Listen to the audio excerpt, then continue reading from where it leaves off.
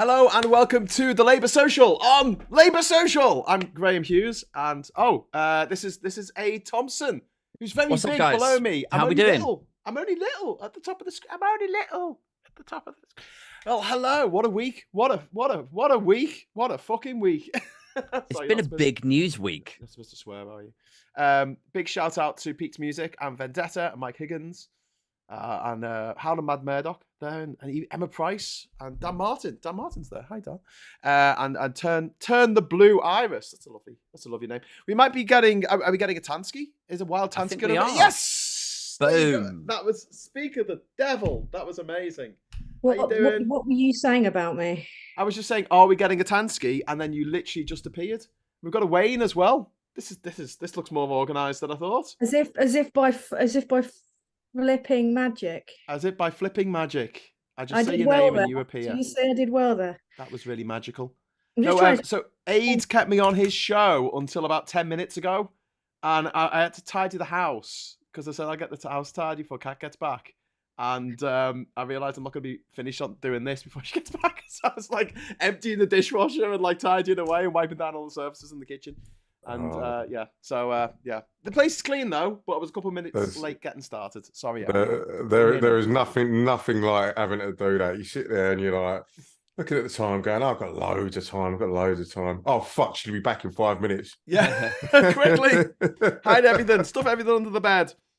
So what a crazy week, eh? So it started off with a near riot in London last Saturday. And then we had Suella Braverman yeeted from the Tory party, and she transmogrified like Doctor Who into David Cameron. So he's come back. Like the guy who plays Doctor Who, he's come back. What year is it again? It's kind of weird, isn't it?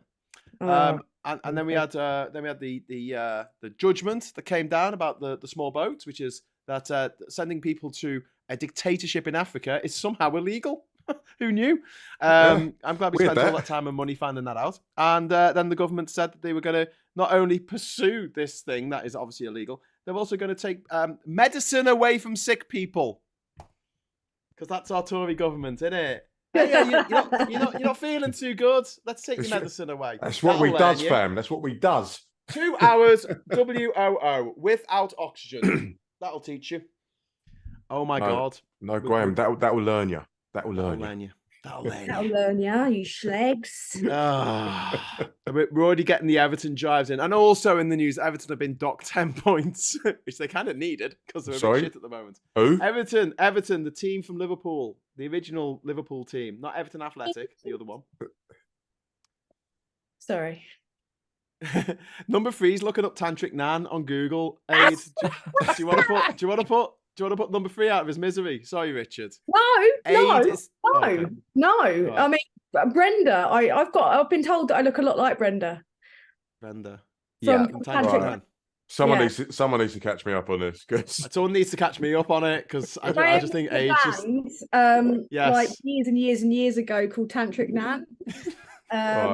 And like not many people knew about it, but Aid stumbled across it like when he was researching him for the podcast. And it turns out that he was in this like mad band, and one of the members called Brenda, who actually has a striking resemblance to me, went missing in Panama in the mangroves. In the mangroves of Panama. Boat time, and hasn't been seen since. She was last seen off her tits on mescaline. Hasn't been seen since, but has been heard on an independently produced EP that surfaced on Spotify in 2019. That's how you disappear. That's how you fucking disappear. They linked it back to her. They reckon they did that kind of like a check, that AI check thing, didn't they, on The Voice? And they said it was like a match for The Voice. Like audio fucking dental records. Yeah. Anyway, it was all Pancho's fault. So, it's been a bit of an eventful week. It's been a bit of a roller coaster week of sort of a dizzying highs, getting rid of Braverman and the High Court decision, the Supreme Court decision, and then dizzying lows with David Cameron coming back from the political dead, like some kind of, I don't know, oily, greased up big fucking zombie. What the hell? It's all gone Bobby Ewing, isn't it? In the shower. Doesn't it feel like as soon as you get rid of one cunt, then another one cunt like regenerates, comes back? Fucking a hydra. Yeah. Yes. But It's like we just got rid of Suella, and then Dave's back. Oh, fucking great! 350 elected Tory MPs, not one of them could do that job. No. That's amazing, isn't it? Yeah. They're probably like all used up, considering there's been like musical cunts in that place. It should have been like, everyone's just like had a go at it. I'm having that. We've run out. Musical cunts. Well, I described it on my video earlier because I'm not allowed, if I'm uploading it to YouTube and I want to, like, you know, at least get some hope of ads, I have to try and cut it out a bit. That's what I was going to say. But I went with something way less offensive. It's like half of them, because we're not going to make any advertising money from this. So like a bunch of them have been prime minister, obviously, and then another bunch of them are either suspended or accused or silently accused of everything from, you know, dodgy dealing to sexual assault to full-blown rape. So I guess it is slim pickings. I reckon old Reece is sitting there and he's got like an old school Guess Who board, and he's just sitting there knocking them down like, oh, can't have him, can't have her. He's a wrong one. She's fucked up. Oh, guess I'm left with nonce. I'm left with DC. He's got a beard. Is he wearing glasses? Is he rubbing his legs? Is he rubbing someone else's legs? Oh my God. Anyway, thank you very much to Stuart, who's gifted a Labour social membership. I didn't even know you could do this. He's gifted a Labour social membership to the Lefty Bosa. Congratulations, Lefty Bosa. Happy Christmas. That was really nice. Thank you, Stuart. Stuart Chesmar. You're a legend. But yeah, and also some people are mentioning about Everton still. Yes, it's shit. And it's shit that Chelsea and Man City have got away with much worse stuff. But, you know, what they did was wrong. So I don't really have that much of a problem with it. I'm not one of these people who go, like, they watch someone do a foul, but it was their team, you know. So they're like, oh, ref, that was never a foul. I'm like, well, it was. So... And Arsenal are squeaky clean. Johnny Copperhead, thanks for the super chat. Return of the fig pucker. How bizarre that Charlie Brooker made a show. I knew he was going to say that. Black Mirror, the first one, and it was to do with the Prime Minister being forced to be inappropriate with a pig, and then it came out that this had happened as some kind of hazing ceremony for David Cameron, that he had to stick his cock in a I think that was the one that made people start saying, like, oh, this is all a bit Black Mirror, or isn't it weird how prescient that show is? Because if they were just predicting that an app was going to become a bit more intrusive, or if they were just predicting that bees were going to be roboticized or whatever, I think people would be like, well, yeah, I mean, it's dystopian, it's tech or whatever. But when it's something so specific as fictionalizing a British Prime Minister fucking a pig, it's like, what did you know? You have to have known that. Like, you know, it's probably one of them rumors that's been knocking around in like sort of like the media sort of circles, and people have kind of known about Charlie it. Brooker was interviewed about it, and he said he just made it up. He honestly just made it up. Like, maybe Dane Baptiste made a good comment about this the other night at the show in Tower Hill, where he said, like, you know, this is the depth of entitlement, is that, you know, for most of us, we wouldn't go for a job if we thought that there was some sort of outside chance that, you know, we'd be unsuccessful at it. Like, we would get imposter syndrome. But for David Cameron, it's like he must have known that there were these photos of him fucking a dead pig. And still he was like, yeah, I think I should probably go for it. I think I do well at this. Photos of it. There's photos, apparently, according to Dane's set. I don't know how much of that is, you know, artistic license or whatever, but I don't know, there's photos of it. But it might have been. It sounds like something. I mean, it doesn't sound like it's completely out the question. Like, if you heard that it was, I don't know, the Queen did it or something, you'd be like, yeah, right, mate. But well, like David Cameron, a lot of private school boys, and let me tell you, I didn't even blink at that. Like, the shit they used to get up to. They used to have a Tom Tuggan hat. Which is when you all wank into a hat and the last person to come has to put it on. Oh my That's why I've been wearing this hat for the last 23 years. A lot of wank. I mean, it's just they're just not playing that game places, again, aren't they? They're weird places. The thing is, private schoolboys are worse than like us cancer estate lads. They are. I can get up with both. Like, yeah, absolutely. Yeah, way worse. Your worse. tricks are like salt of the earth tricks, Yeah, but if you come a council estate, you don't get away with it. No, I'll be sitting there off my tits on white lightning, like on a park bench or something like that, and like trying to cop off with a young lady, and they're out there just fucking each other. Yeah, you know what? You're right. The worst thing that I ever saw, like my group of like working class mates do, is like one of them pissed in a bottle and then offered it as a beer to another guy, and he drank it down. And he's like, it was a bit warm, and that was it. But then the boys at the school, the stories that they would happily tell with no shame, like it's got this entitlement bred into them. Where they're like, can I just jump in to say thank you to Rachel Harris for the £10 super chat, dropping in to quickly say hi. Heart, good to see the dream team together. Yeah, Tantric Man back on the road. Really looking forward to watching later on. Thanks very much, Rachel.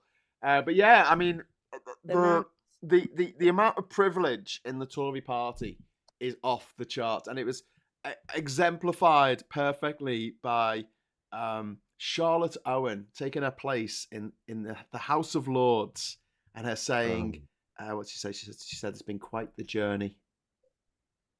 She's like a fetus. She tripped over her umbilical cord on the way to the benches, to the red benches of the House of Lords. Unbelievable. It's fucking unbelievable. Quite a journey. Very posh. Is she 29? To a posh school. Yeah. She's 30 now. Well, I was an intern 6 years ago, and now I'm in the House of Lords, an unelected legislator for life. Now, the question is she Boris Johnson's lover? Is she Boris Johnson's dad's lover? Is she Boris Johnson's daughter?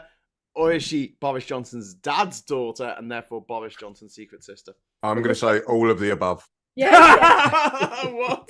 The rumor that I heard was that she was inserted to the list of people like as a joke.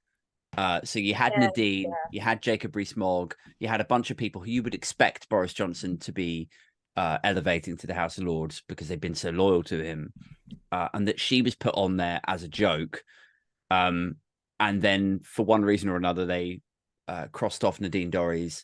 That I think they are ascending Jacob Rees-Mogg. Well, that's twattish, but because of the egregious, or because of the the pushback on Nadine Dorries, this one sort of skated through. Because there's a furor over here, and then meanwhile the rest of the list, they're like, just sign off the rest of the list, but just like, can we talk about this Nadine thing? So that sort of took all of the attention away, and then now she's just ended up in the fucking Lords for life. Like, is old Jacob allowed to go like slope off somewhere and get some bitty from Nanny? She slides it under the door to him, lovely. Nanny's knickers, Well, he's worth £100 million. And he still has a nanny.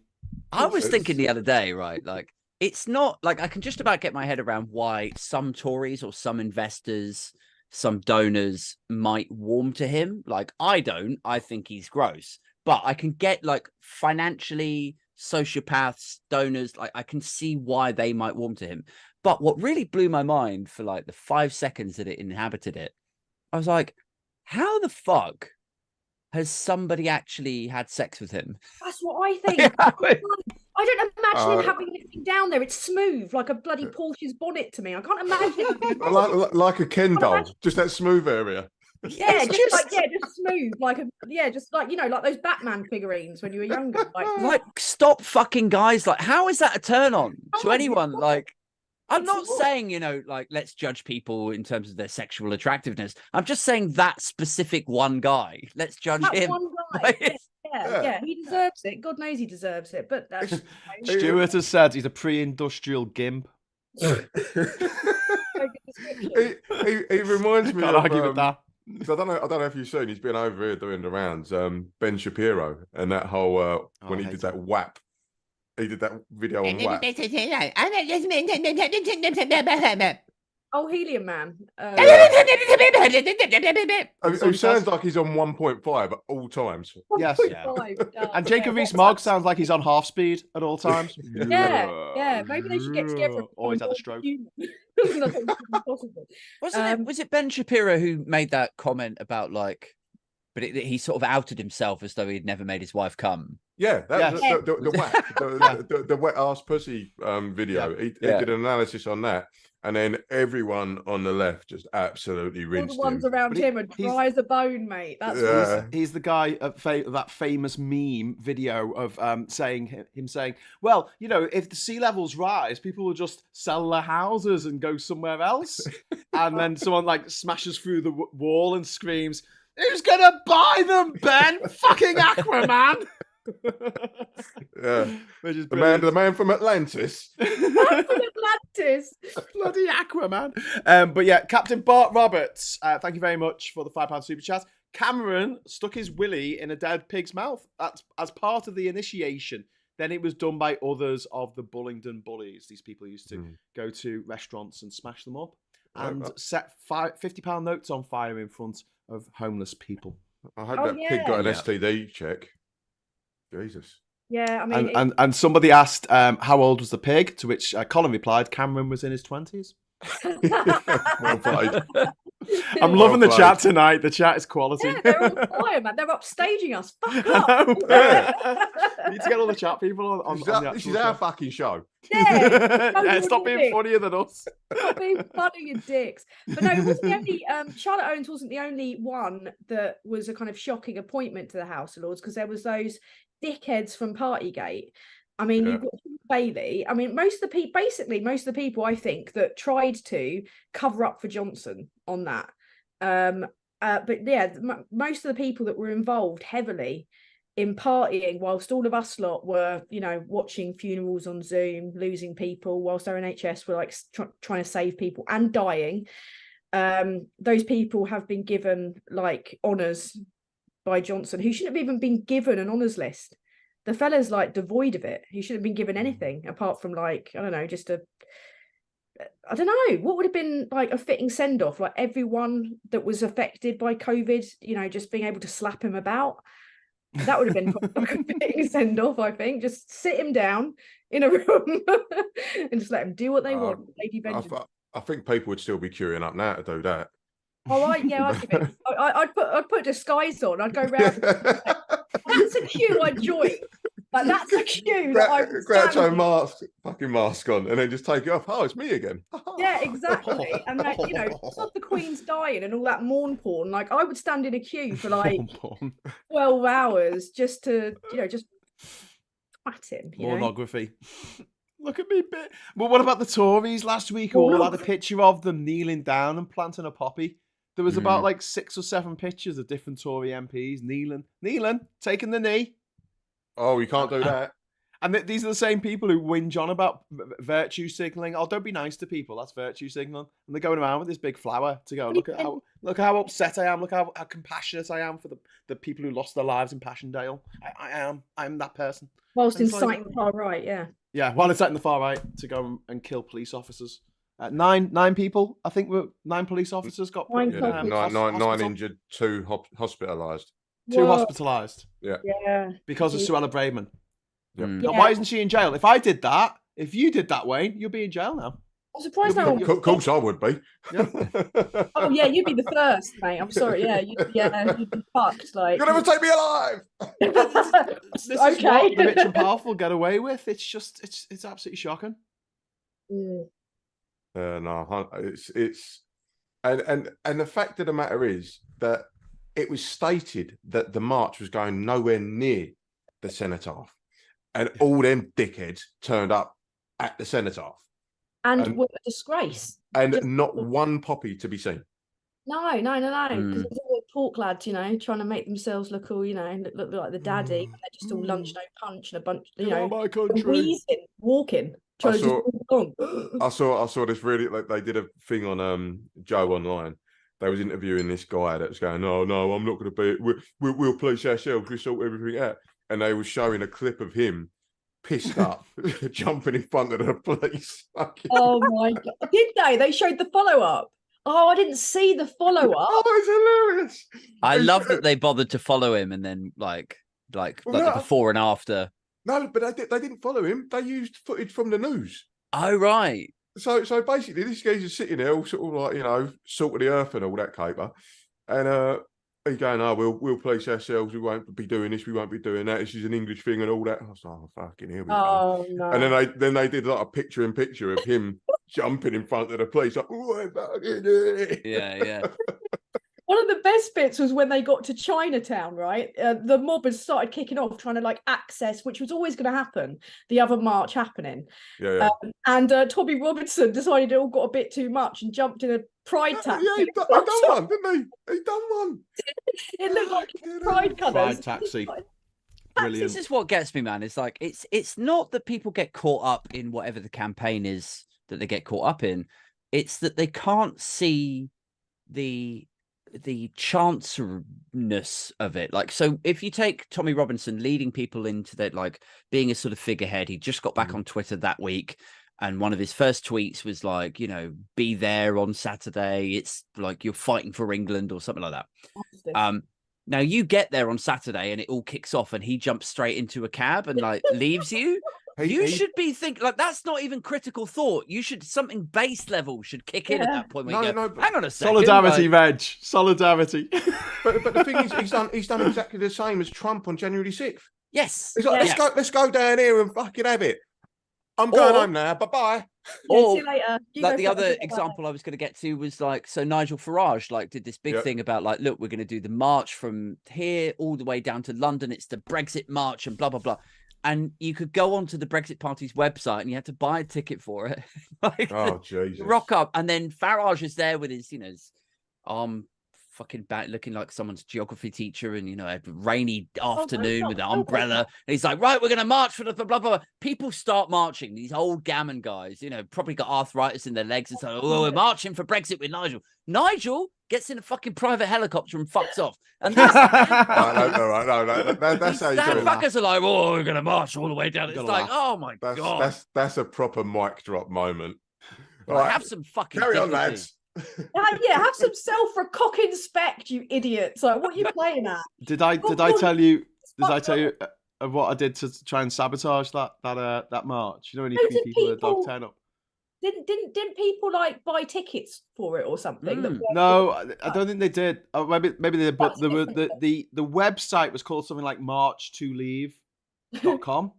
So I bought March 2 leave.com and I made an exact mirror of their website. Exactly, like everything was exactly the same, except the times and dates were all wrong. Graham, you're like a Bond villain. You are. Yes. That is legendary. But if you think about it, March to Leave, it's the one time Farage has actually done what he said he was going to do. He did leave. March, I'm going to leave. See you later, knobheads. Fair enough. Like he was just being literal. Yeah. Big shout out to Eurosh for the super chat. Thank you very much. Live long and prosper. Good evening and keep being positive. Yeah. Well, we are, because every day from now on is one day closer to the Tories not being in office. And also, from now on, any bill put forward in Parliament, any bill whatsoever, except for a financing bill, I think it is, they're the exception, it can be held up now by the House of Lords until they run out of time and we have to have another election. So there is no way that they can make any binding legislation now. Jesus, Tan. It's massive burps, man. Was that you, Tan? Was that you? Tan? Just mics. How can I get that bass out? Both you've all got your like posh mic, because I'm just sitting with a laptop on a windowsill, mate. Like, all right. I'm doing this budget. I like how you've pivoted. This was donated by one of the people in the chat. You've moved away from the conversation about the burp into like mic quality, and I just think that's really interesting. You're renowned for your wow burps. I've laughed about this. Once you made wine come out of my nose when you did that once unexpectedly on your pod. What a waste of wine. I was a guest, and all of a sudden, out of nowhere, he leant right into the mic and did this like wow burp, and it was so unexpected that I just immediately just went. You were a guest and aghast. Boom! Wow! I was amused. Really. Wordplay. Look at the wordplay. Yeah. Graham, a little bit of housekeeping. Can you move your cursor off of Tan's face? It's really irritating me. What? I've got a That's hand. your on cursor, Tan. mate. That's not mine. That's not mine. Who's put their hand on my face? Cursor on Tan's face. It's definitely not mine. It's not mine. Actually, it was mine. Sorry. It was yours. He's gonna touch my face. Oh, let me touch your face. No, yeah. No, I was just gonna say in the chat, Mike Higgins saying, like all good Bond villains, Graham has his own island. Yeah. I'm having a bit of trouble over in Panama. You know that the country is on strike. Do you know? Have you heard about this? It's really interesting. So the government has tried to make a new, allow the building of a new copper mine in the middle of the rainforest. And all the indigenous people and a lot of the just regular people of Panama are kicking the shit off about it. And unlike British people who just grumble and do like YouTube channels and things, they actually go out there and they smash stuff up. And they've blockaded the roads so that it's already cost the government over $1.5 billion for protests in the last few weeks. But it means that no one can get to Bocas del Toro at the moment, which is where my island is. So here's my question for you. How long until their Home Secretary recategorizes all of that as hate marches? Hate marches. I don't know. I mean, you know, it in some ways, Panama's a better democracy than we are. You know, like it is corrupt. Anywhere is. But it's kind of like small scale corruption. It's nowhere near the levels of corruption of the United Kingdom, in which they gave PPE MedPro, which was owned by Michelle Mone and her husband, £203 million for dodgy PPE that didn't fucking work. Meanwhile, this is the the number crunching that they have in the daily in the private eye. £200 million is the amount that they're giving to the NHS this winter to help alleviate the annual winter crisis. So £3 million less than they gave to a posh Scottish lady to buy a yacht. Yeah.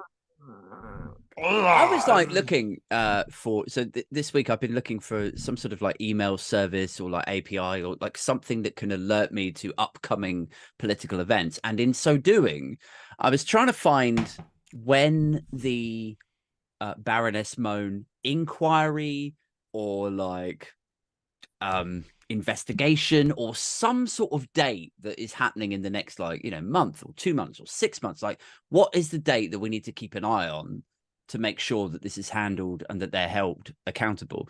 And you know what? Drew a blank. I don't think anyone's going to happen. Nothing's going to happen. Nope. Nothing. Not but going to happen. That's a really great idea. Like, you put that in our campaign chat, and I was like, that is a really, really good idea. But at the same time, it's hard to get ahead of it because you don't know what the bloody outcome's going to be, do you? I mean, Labour are doing inquiries though, aren't they? Yeah. Into when they get in. Oh, yeah. God. I really hope that they can find a way to just bang them all up. Really, I mean, because her husband's only just recently admitted it. I think they should give them a yacht. But here's the catch. It's a bit like Open Water 2, in which they all have to jump off the side of the yacht and there's no ladder to get back on the yacht. In the middle of nowhere. Yeah. We're going to Robert Maxwell on them. Spoilers. That's always what bothered me about the suspicions that Princess Diana was murdered. And obviously Princess Diana's come back as a ghost this week in The Crown. So it's worth talking about. Yeah, she comes back as a ghost. Spoiler? Fucking hell. It's in on the newspapers. Hang on, wait, she died? Yes, she died. What? She died, mate. She died. Sorry. Spoilers. But yeah, the idea that they would go for this big elaborate process of assassinating her, which involved getting her chauffeur drunk and getting him to crash into a wall at speed and kill himself in order to take the princess out. I'm like, why don't you just take him out on a yacht? Yeah, do a Maxwell. Do a Maxwell. Yes. No witnesses.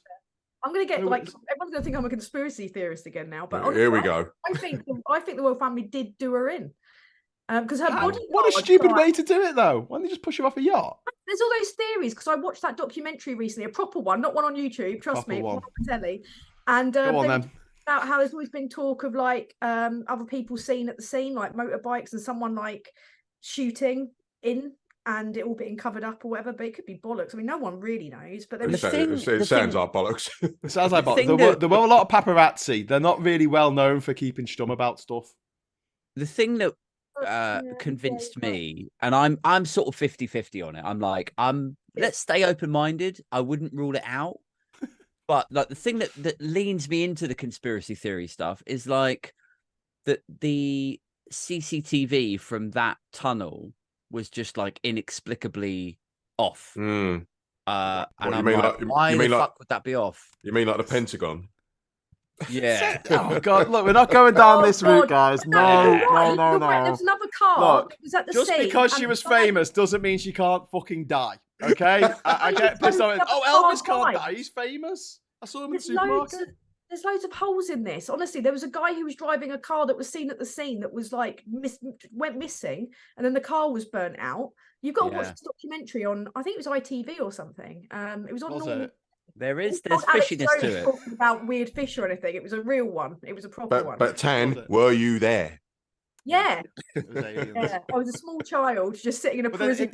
In the Mitchell and Webb sketch where they go like, "Why are we doing this?" and they're like, and they're plotting to kill her, and they're like, "Well, she's too famous, and if basically we kill her, everyone will stop talking about her then." That wasn't the reason that people put forward. There was the fact that she had a penchant for, men of different skin colours. So what? A Muslim. Part of the royal family anymore? She'd been divorced. For the royal family, and also that thing about only because he was heir to the throne and she's the head of the crown and the Church of England. That only if she isn't. She was out. She was divorced. Can you divorce though, or can you remarry? That's the thing. I want it to be with Camilla. Yeah, they have to be dead before you can actually. No, they were divorced. It doesn't matter. It's their church. They can make up their own rules. As did Henry VIII. Henry VIII.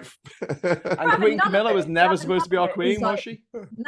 Nah. Honestly, there's like, I don't know. I'm like Aid. I'm like, no one can prove anything anyway, can they? I'm so 50-50. Like, so I think that's all really fishy. But then on the flip side, like I've worked for so many big companies, like big corporations, and I've seen how haphazardly and just shitly they're run, that it just makes me go like, if you did want to orchestrate some sort of high profile assassination like that, it would just fall to pieces, or people would blab, or like people would miscommunicate.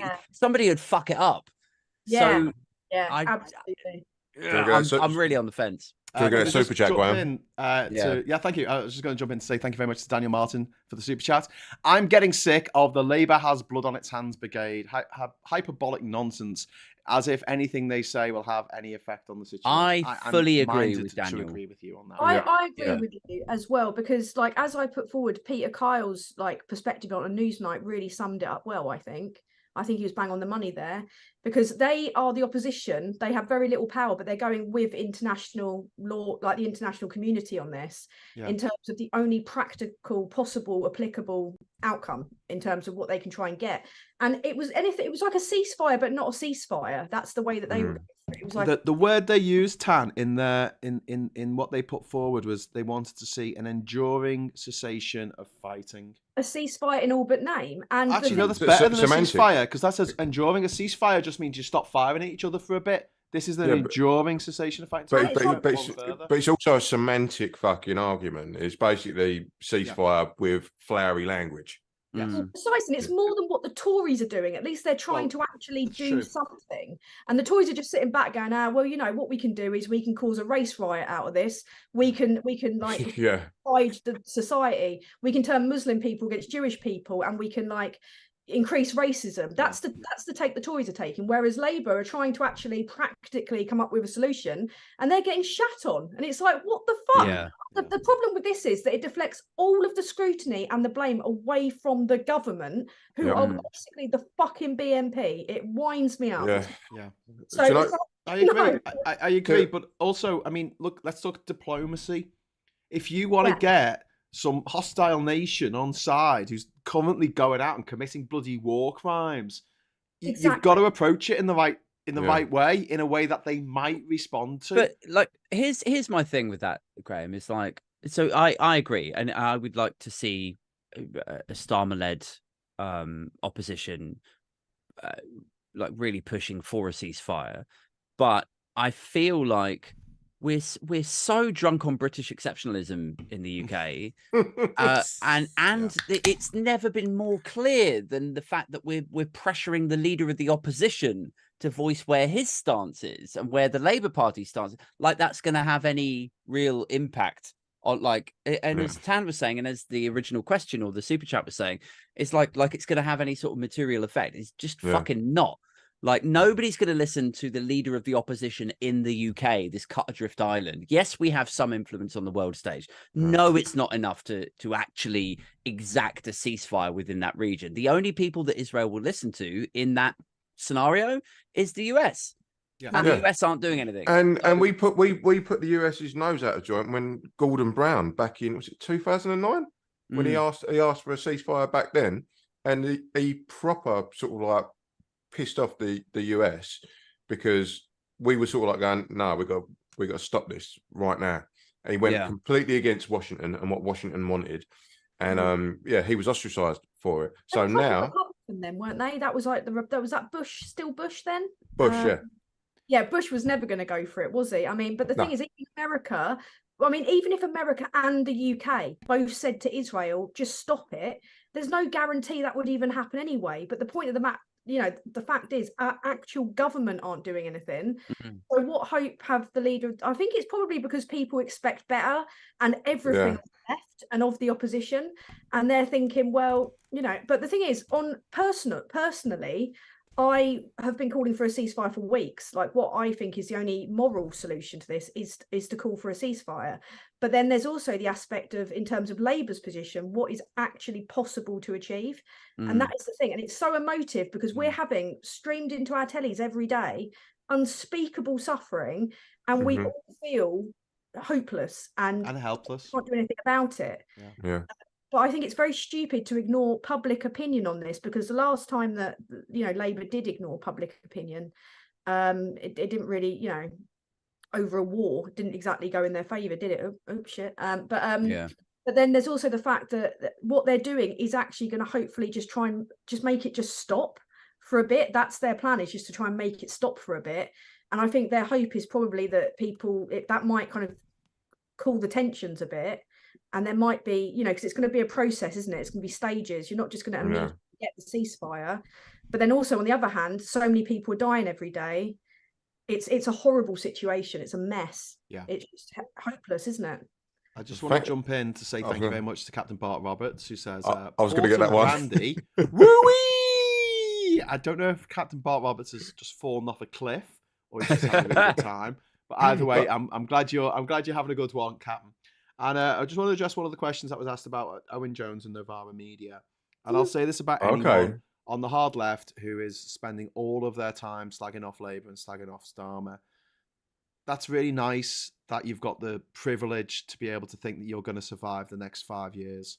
But there are genuinely hundreds of thousands of people in this country, the most neediest people, poorest people, people who are disabled, people living with long-term sickness, who will not survive another 5 years of this shit.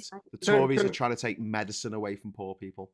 Can I just ask your opinions on Navarro and people like Joe, because they're like quite Joe. divisive. I think you know what I mean.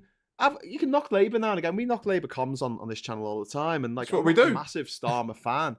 But I kind of think of it like, have I got news for you? They'll just make a joke about Labour and they'll make a joke about the Tories, but they'll make more jokes about the Tories because they're in power. And when I watch Novara Media, if they're slagging off the Tories, they make really good content. It's really professionally made. It's really nicely shot. It's good stuff. But then they spend most of their time slagging off Labour, and I'm like, guys, what's the alternative?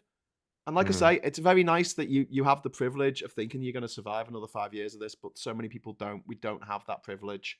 And I wish they would think more about those people before they open their clanging manholes to get people to think, oh, they're all the same, which is the Tory line. That's just because I like Joe, because Joe's kind of like this kind of conflab that we have here. We're like fucking around, having a drink, and they robbed my pubcast idea.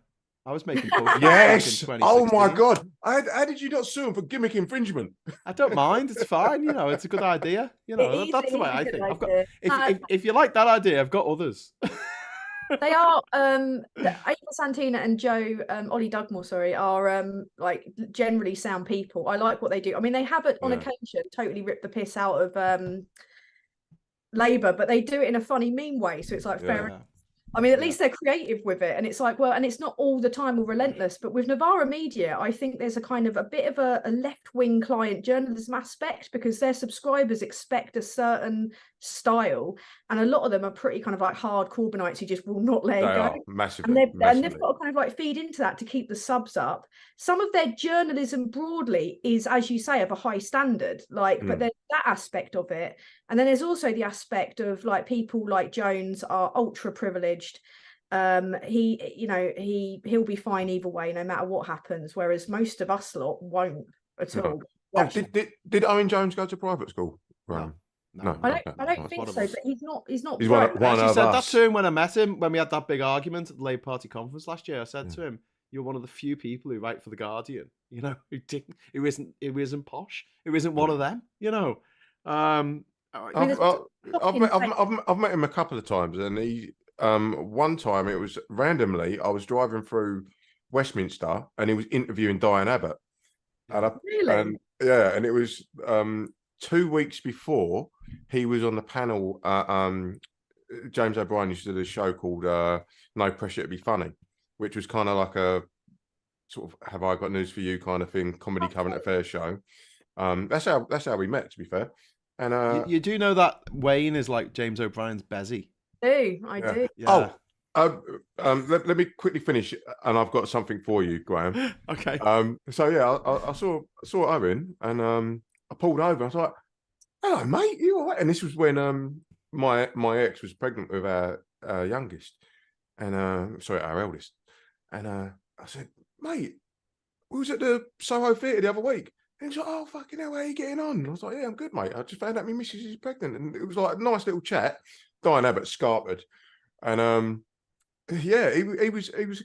You make it sound like she ran away from you. Actually, when I met him, he was quite affable. Like I mean, the stuff he comes out with online is way out of order, especially when he initiates pile-ons on people on Twitter. He's done that to me repeatedly. But when I met him at a movie star's party that I will not name, he was overly polite to me. Like overly polite. But Josh, Megamind, tried. He was like, "Go on," and I was pissed up because it was free drinks. He was like, "Go on, be decent, you know, be the bigger person, say hello to him."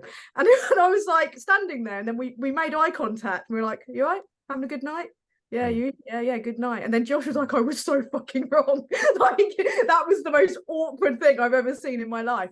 But he's been an arsehole, like loads of them have. Like, whenever I've got like a massive upsurge in hate early on, when I first started on Twitter, it was always because one of them had screenshot something I'd said and then just reposted it.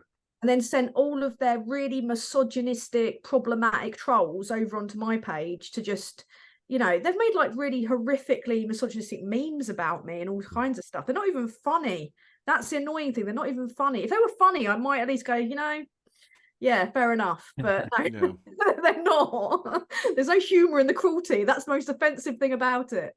But yeah, no, I mean, I'm no fan of Novara, and some of their commentators have come out with shocking stuff regarding this conflict, like pro-Hamas shocking stuff. And you know, no scrutiny there or anything, unfortunately, broadly. But no, Joe is sound. I could go for a drink with Joe. 100%. I'd love to do that podcast. But Graham, before you do the super chat, okay, go on. Quickly. Before you do the super chat, look, we can play this over Christmas. Oh my God! Oh wow! And I'll give you, I'll give you a Ray Liotta. So you can shut the fuck fucking up. way! Oh my God, this is so exciting. I should explain that if you give a really good answer and you're the biggest expert in that field and you give an answer on Mystery Hour on James O'Brien show on LBC, you get a Ray Liotta. Wayne has had a Ray Liotta. Kieran the van man, he's had a Ray Liotta. I found this out while I was traveling back from Luxembourg and I was in the cab in the front of the van with Kieran, and we were chatting away to Wayne, and they were both bragging about how they've both got a Ray Liotta. I just got a round of applause for correctly answering the question: how long would it take to get around the world without flying? And I'm like, I'm your man. But I didn't get a Ray Liotta. I have been put in idiot's corner though. You've been, Really? Yeah. You've been. Even I've got a Ray Liotta. Have you? I am so lost. I nearly burst into tears then. No, she's just winding me up. Right, I'm going to do these. I'm going to do super chats. Thank you very much to Johnny Copperhead. Jones and Novara Media make money from being dickish. I agree. And One Angry Pagan says, I miss the debate panels on Byline's TV YouTube channel, which they seem to have abandoned. I haven't seen much stuff that they've put on there. And we were talking about this, weren't we, last night when we were having a chat about how there's sort of two ways to make it work on social media. You can either plug away building up an audience bit by bit, you know, one new subscriber a day, or you can have loads of money and just start doing stuff. And they went for the loads of money angle, but I don't know if it ran out.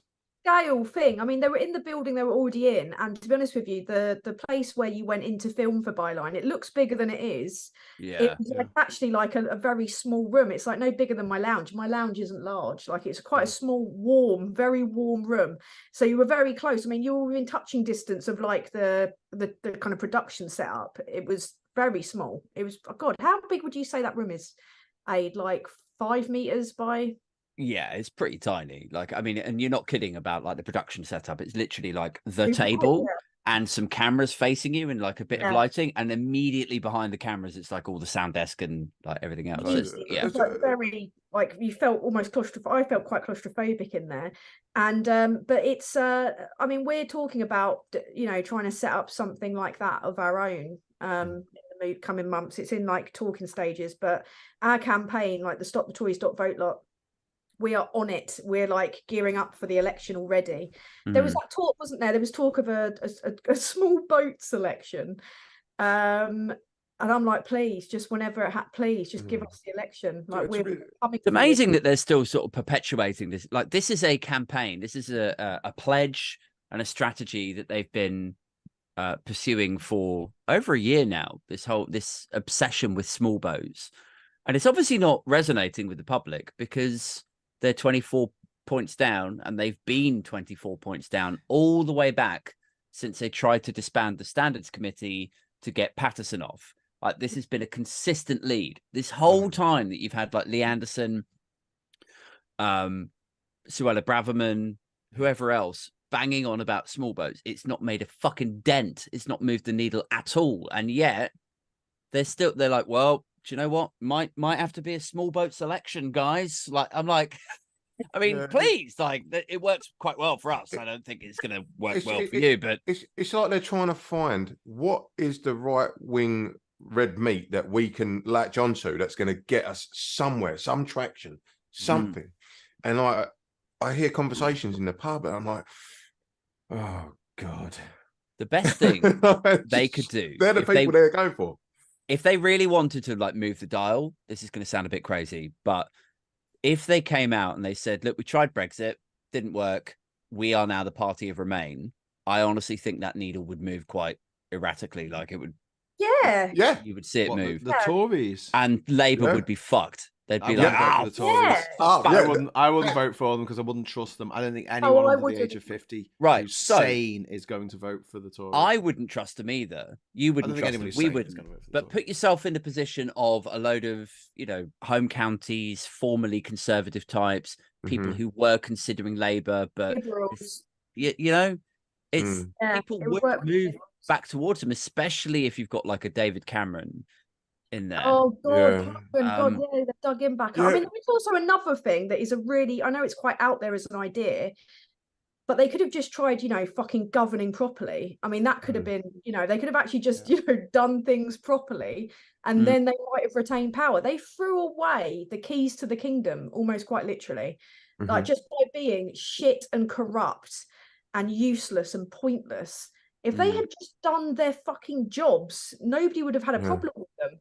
Like, that's the thing. Yeah. But they can't even do the bare minimum, which is just not be corrupt or not be racist or not be. Well, the thing. It's just, this is the thing. To circle back to how we started this conversation, they are barrel scraping, and if they're having to resurrect fucking David Cameron, they've got nothing. They've got nothing. They haven't got anything. No. Could you imagine, in the basement of some Masonic lodge in London, they drew like a pentacle in the ground and insult and he lit all these candles and started doing this chant. Bring him back, and there's like a pig's head in the middle of the star. And he comes up and he's all slimy and he's like, I'm always here for an Indiana Jones reference. But I think the theory that I've heard is that the India trade deal is likely to enrich the Sunaks personally quite substantially. I made a video and about they this. think No. Cameron, if they get David Cameron involved, he's seen as more of a statesman. He could get that deal over the line, and once that's signed, then Sunak will fuck off. You mean the white savior?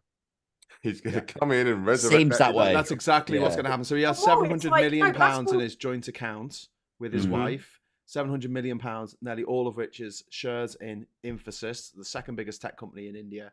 Yes. If we get this trade deal through, which will be shit for Britain and shit for Indian workers as well, it'll be good for Indian companies, and that's the only people it's going to be good for. Those Infosys shares are going to go skyrocket in value, and he will leave this country when he goes to live in his forever home in California. He will leave this country a billionaire. Isn't one of the caveats though that it's based on we have to give them a certain amount of visas? Yes, but Cameron can do that, and he won't get punished by the electorate for doing so because he's not elected. Wait, he's actually the perfect guy to do it. I thought this was also a thing because I'd read about it a few months ago that they were gonna. Because I thought it was really funny that all of the Brexit lot, all of the free trade and trade deal lot would be celebrating this, and yet it's the same people who would be like kicking up dust about having, 500,000 Indians come over. Yeah.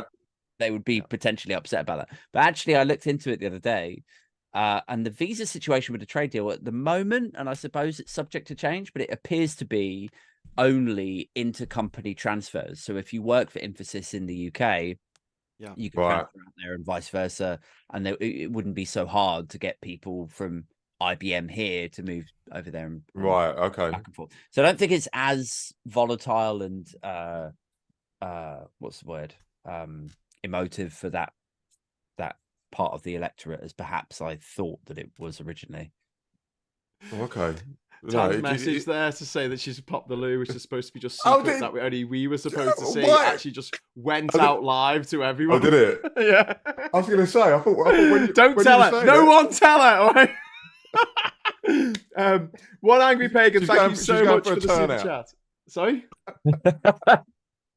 Don't tell her. UK society needs a societal detox, as we were talking about yesterday. Lib Dems as the official opposition would be good to move the Overton window leftwards, which I agree with. Yeah. When we talk about the India trade deal, there's some really interesting facets to this. So there was an India-EU trade deal that was trying to go ahead years ago, and it was held up by, you'll never guess who held it up. It was us, because there's two things that we objected to. One of which was the amount of visas that would be given to Indian workers to come and work in the EU. And then obviously they'll be free to move anywhere in the EU. So we had this imagination that if we let, say, 500,000 people from India come to the EU, they'll all just come to Bradford because that's where everyone wants to live. As opposed to, I don't know, Vienna or Barcelona or somewhere nice. But the other thing that held it up was the tariff on Scotch whiskey, or any whiskey actually, which is incredibly high. So India is quite a conservative nation when it comes to drinking. It doesn't have a big drinking culture like other countries in the West, and they had 150%. I think it was 150% income tariff. What's it called? Trade tariff on whiskey. And as 20% of all of our food and drink export by value is Scotch whiskey. Is that what you're duty. Yeah, it was 150%. So if you had a £20 bottle of Johnny Walker, it would actually cost you £50. Right. And obviously people weren't drinking British whiskey in India because it just cost too much and they could get local stuff cheaper. So they were the two big sticking points. Yeah, and they still are. Like diesel. Yeah. But the other thing is that if we wanted to get a low quality trade deal with India that through the EU, that would never happen. And one of the other things that wouldn't happen for the EU is they wouldn't allow us to have a trade deal with India that meant we took the produce, the commodities that were made in sweatshops. Because obviously the EU would have to say, no, this has got to be made to a certain standard and in a certain way. We can't have slaves making, hoodies for people in Europe. The UK, I don't think, under this Tory government, have any qualms about that. And that's why I say it's got to be really bad for Indian workers. Because at the moment, there is a bar on them selling sweatshop stuff to countries in the West. And I think that's going to end. For at least our country. Tell that to Prime Arnie. Yeah. Yeah. Giorgio Sabani. What were you guys not going to tell me? I could hear you, by the way. What? You don't live in a mansion. Oh, all right. So, Tan, when you wrote that you were going to the loo, it came up on the screen. On what It came screen? up on the screen. All of our screen. You know where you're sitting now on the... Yeah, it came up. Oh, my God. Sorry. So I pressed the X as quick as I can, but it's gone out. It's live. So I didn't know. So if I didn't know. I thought it would just come up in the. No, if you go into private chat, then it will say there. But if you, so that's coming up on the screen now. Yeah. No, it's gone. I got rid of it. I got rid. Don't write anything more. Just don't put anything in the chat. At least I didn't go for a massive shit. I didn't have a. Could have been worse. To be fair, I did imply that. I heard it. I was in there. I wasn't that far away. I could hear everything. I hear everything. I'm sitting there going, don't tell Tan. Don't tell Tan. She's like, yeah. Don't tell Tan. So you were saying repeatedly and loudly. So and you were also repeating it to the entire of the live stream. Hi, how many people watching this that now knows that I went for a slash? It's an actual human thing. Everyone has a wee. God. Yeah. It's just our little secret between me and you. No one heard it. No one heard it. No one heard it. Well, no one would have. I heard you. You didn't hear me, huh? Yeah, we did. Putting your hands against both sides of the fucking toilet. Oh yeah. Anyway, so yeah, the India trade deal is, I think, what they are going to wait for before they call the general election. And as soon as that's through, and it'll be a shit deal like the one that we've got with Australia, which me and Aid were talking about earlier. So Aid, we'll do this again for the people who weren't watching Aid's show. So our deal with Australia means that they can import tariff-free 20,000 tons of hormone-injected beef into our country. How many tons can we export to Australia? None. Nout. None. Nothing. Not a skinny absolutely fuck all. Not a soggy beef sausage. Right, and I'm telling you now, I don't want any of that fucking Aussie jacked up beef. You can keep it. Fuck it off. Hedge beef, mate. Food beef. This is actually a huge problem because hormone injected beef and also antibiotic injected beef means that antibiotics get into people's bloodstream when they eat it, and it reduces our immunity, the potency of antibiotics when we take them, and eventually we'll get to a point where antibiotics don't even touch the sides. We've also got a problem with low sperm count as well. Like the sperm count in the West has just dropped off a fucking cliff as a result of pesticides and shit in our vegetables. And they're not antibiotics quick enough to overcome the resistance. I mean, this was covered by Russell T Davies in Years and Years. I mean, because one of the protagonists, one of the people, well, not protagonist, someone that's not mentioned on camera, dies as a consequence of a cut because they got sepsis from it, and the antibiotics wouldn't work on them. And I was reading an article terrified about this a couple of years ago, where they say it's going to take a decade before we actually come up with new ones because we didn't anticipate this problem. It's pretty bad. It's like the Princess Bride thing where you take a little bit of the poison and then the poison doesn't affect you. It's the same. You get a little bit of the antibiotics, it doesn't affect you. But yeah, I mean, if you are trying to have a baby, organic food, organic vegetables, organic everything. I used to be really sort of like anti-organic. I thought it was like one of these sort of like middle class things. Oh, it's got to be organic. And then when I started like researching it myself, when I was trying to lose a bit of weight and all that, and I was looking at all the E numbers and the pesticides and fucking all the other crap that goes into our food, I was like, this is horrific. So I've started like growing chilies in my back garden. You know, you can easily do it. Like, really easy to grow chilies and courgettes. You can do whatever you want, and they still grow. And cucumbers, tomatoes, just little grow bags. Boom, you're done. I mean, I know it's not really exact. You can't live on fennel, but I actually like. I hate fennel, which is the irony. Fennel is filth. I just want to see if I could grow it once. Now it just self seeds fucking everywhere, and it's ironic because I'm like, I hate the smell of the stuff, but I'm like a fennel maker. I make lots of fennel and garlic. All you've got to do, and like people don't know it with salads. All you've got to do with salads, like the bottom of like some like spring onions, even you cut the bottom off, you put it in some water for a couple of days. It will grow its own little tentacle things, and then you just grow more from them. It's like they're self-producing. It's amazing. When you said tentacles, you said triffids wrong. Triffids. Also gave me a flashback to when Graham was on my show earlier, and we were talking about tentacles. And I wish I hadn't. Thank you. Oh, hang on, no. Let's do a little bit about blonde people. I was equating the Tories' policy on boat people to Japanese tentacle porn. I don't know how I quite made that link. There goes your monetization. The law of unintended consequences, people. But yeah, just want a big shout out to Daniel Martin. Thank you very much for the £5 super chat. I almost feel like the India trade deal would be worth it to get rid of Sunak. That's a good point. I saw that come in. I was like, how much would you pay to get rid of Sunak?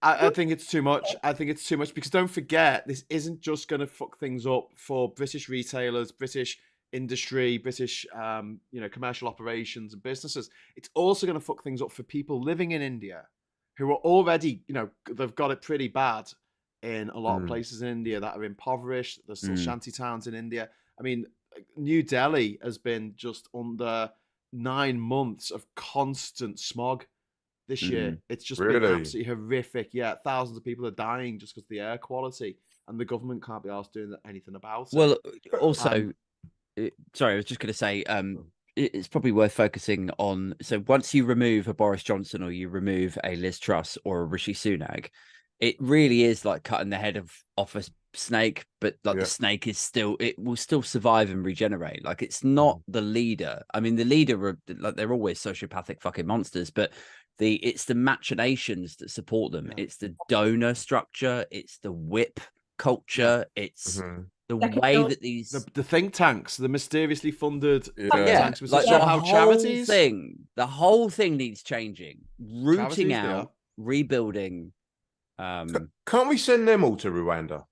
Oh, that'd be nice. Can I just say as well, Rwanda is genuinely one of my favorite countries in the whole continent of Africa. Of all 54, have you been to Rwanda? Yeah. Of course he has. Yeah. You've kept that quiet. Every country in the world.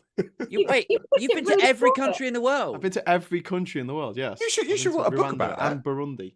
Yeah. What did you fly there or? No, I went there overland. You didn't fly to any of them. No. Wow, it's amazing. Fascinating. We should talk about this. This is brand new information. Again. Yeah. Thoughts on islands, mate? I do. Yes. You thoughts on islands? What about Tantric Nan? You've not. I think number 3 was writing some lyrics for Tantric Nan earlier in the chat. Did anyone see the lyrics that were coming out? Someone, I found your lyric. There's a poem. There's a Tantric Can I just Nan ask? This is song. important. This is very, very important. Did you visit the island before or after you won it? I visited after I won it. So basically, wait, hang on. So you won it, and then the competition, the game show that I was on, it was a survivalist show off the coast of Puerto Rico, right?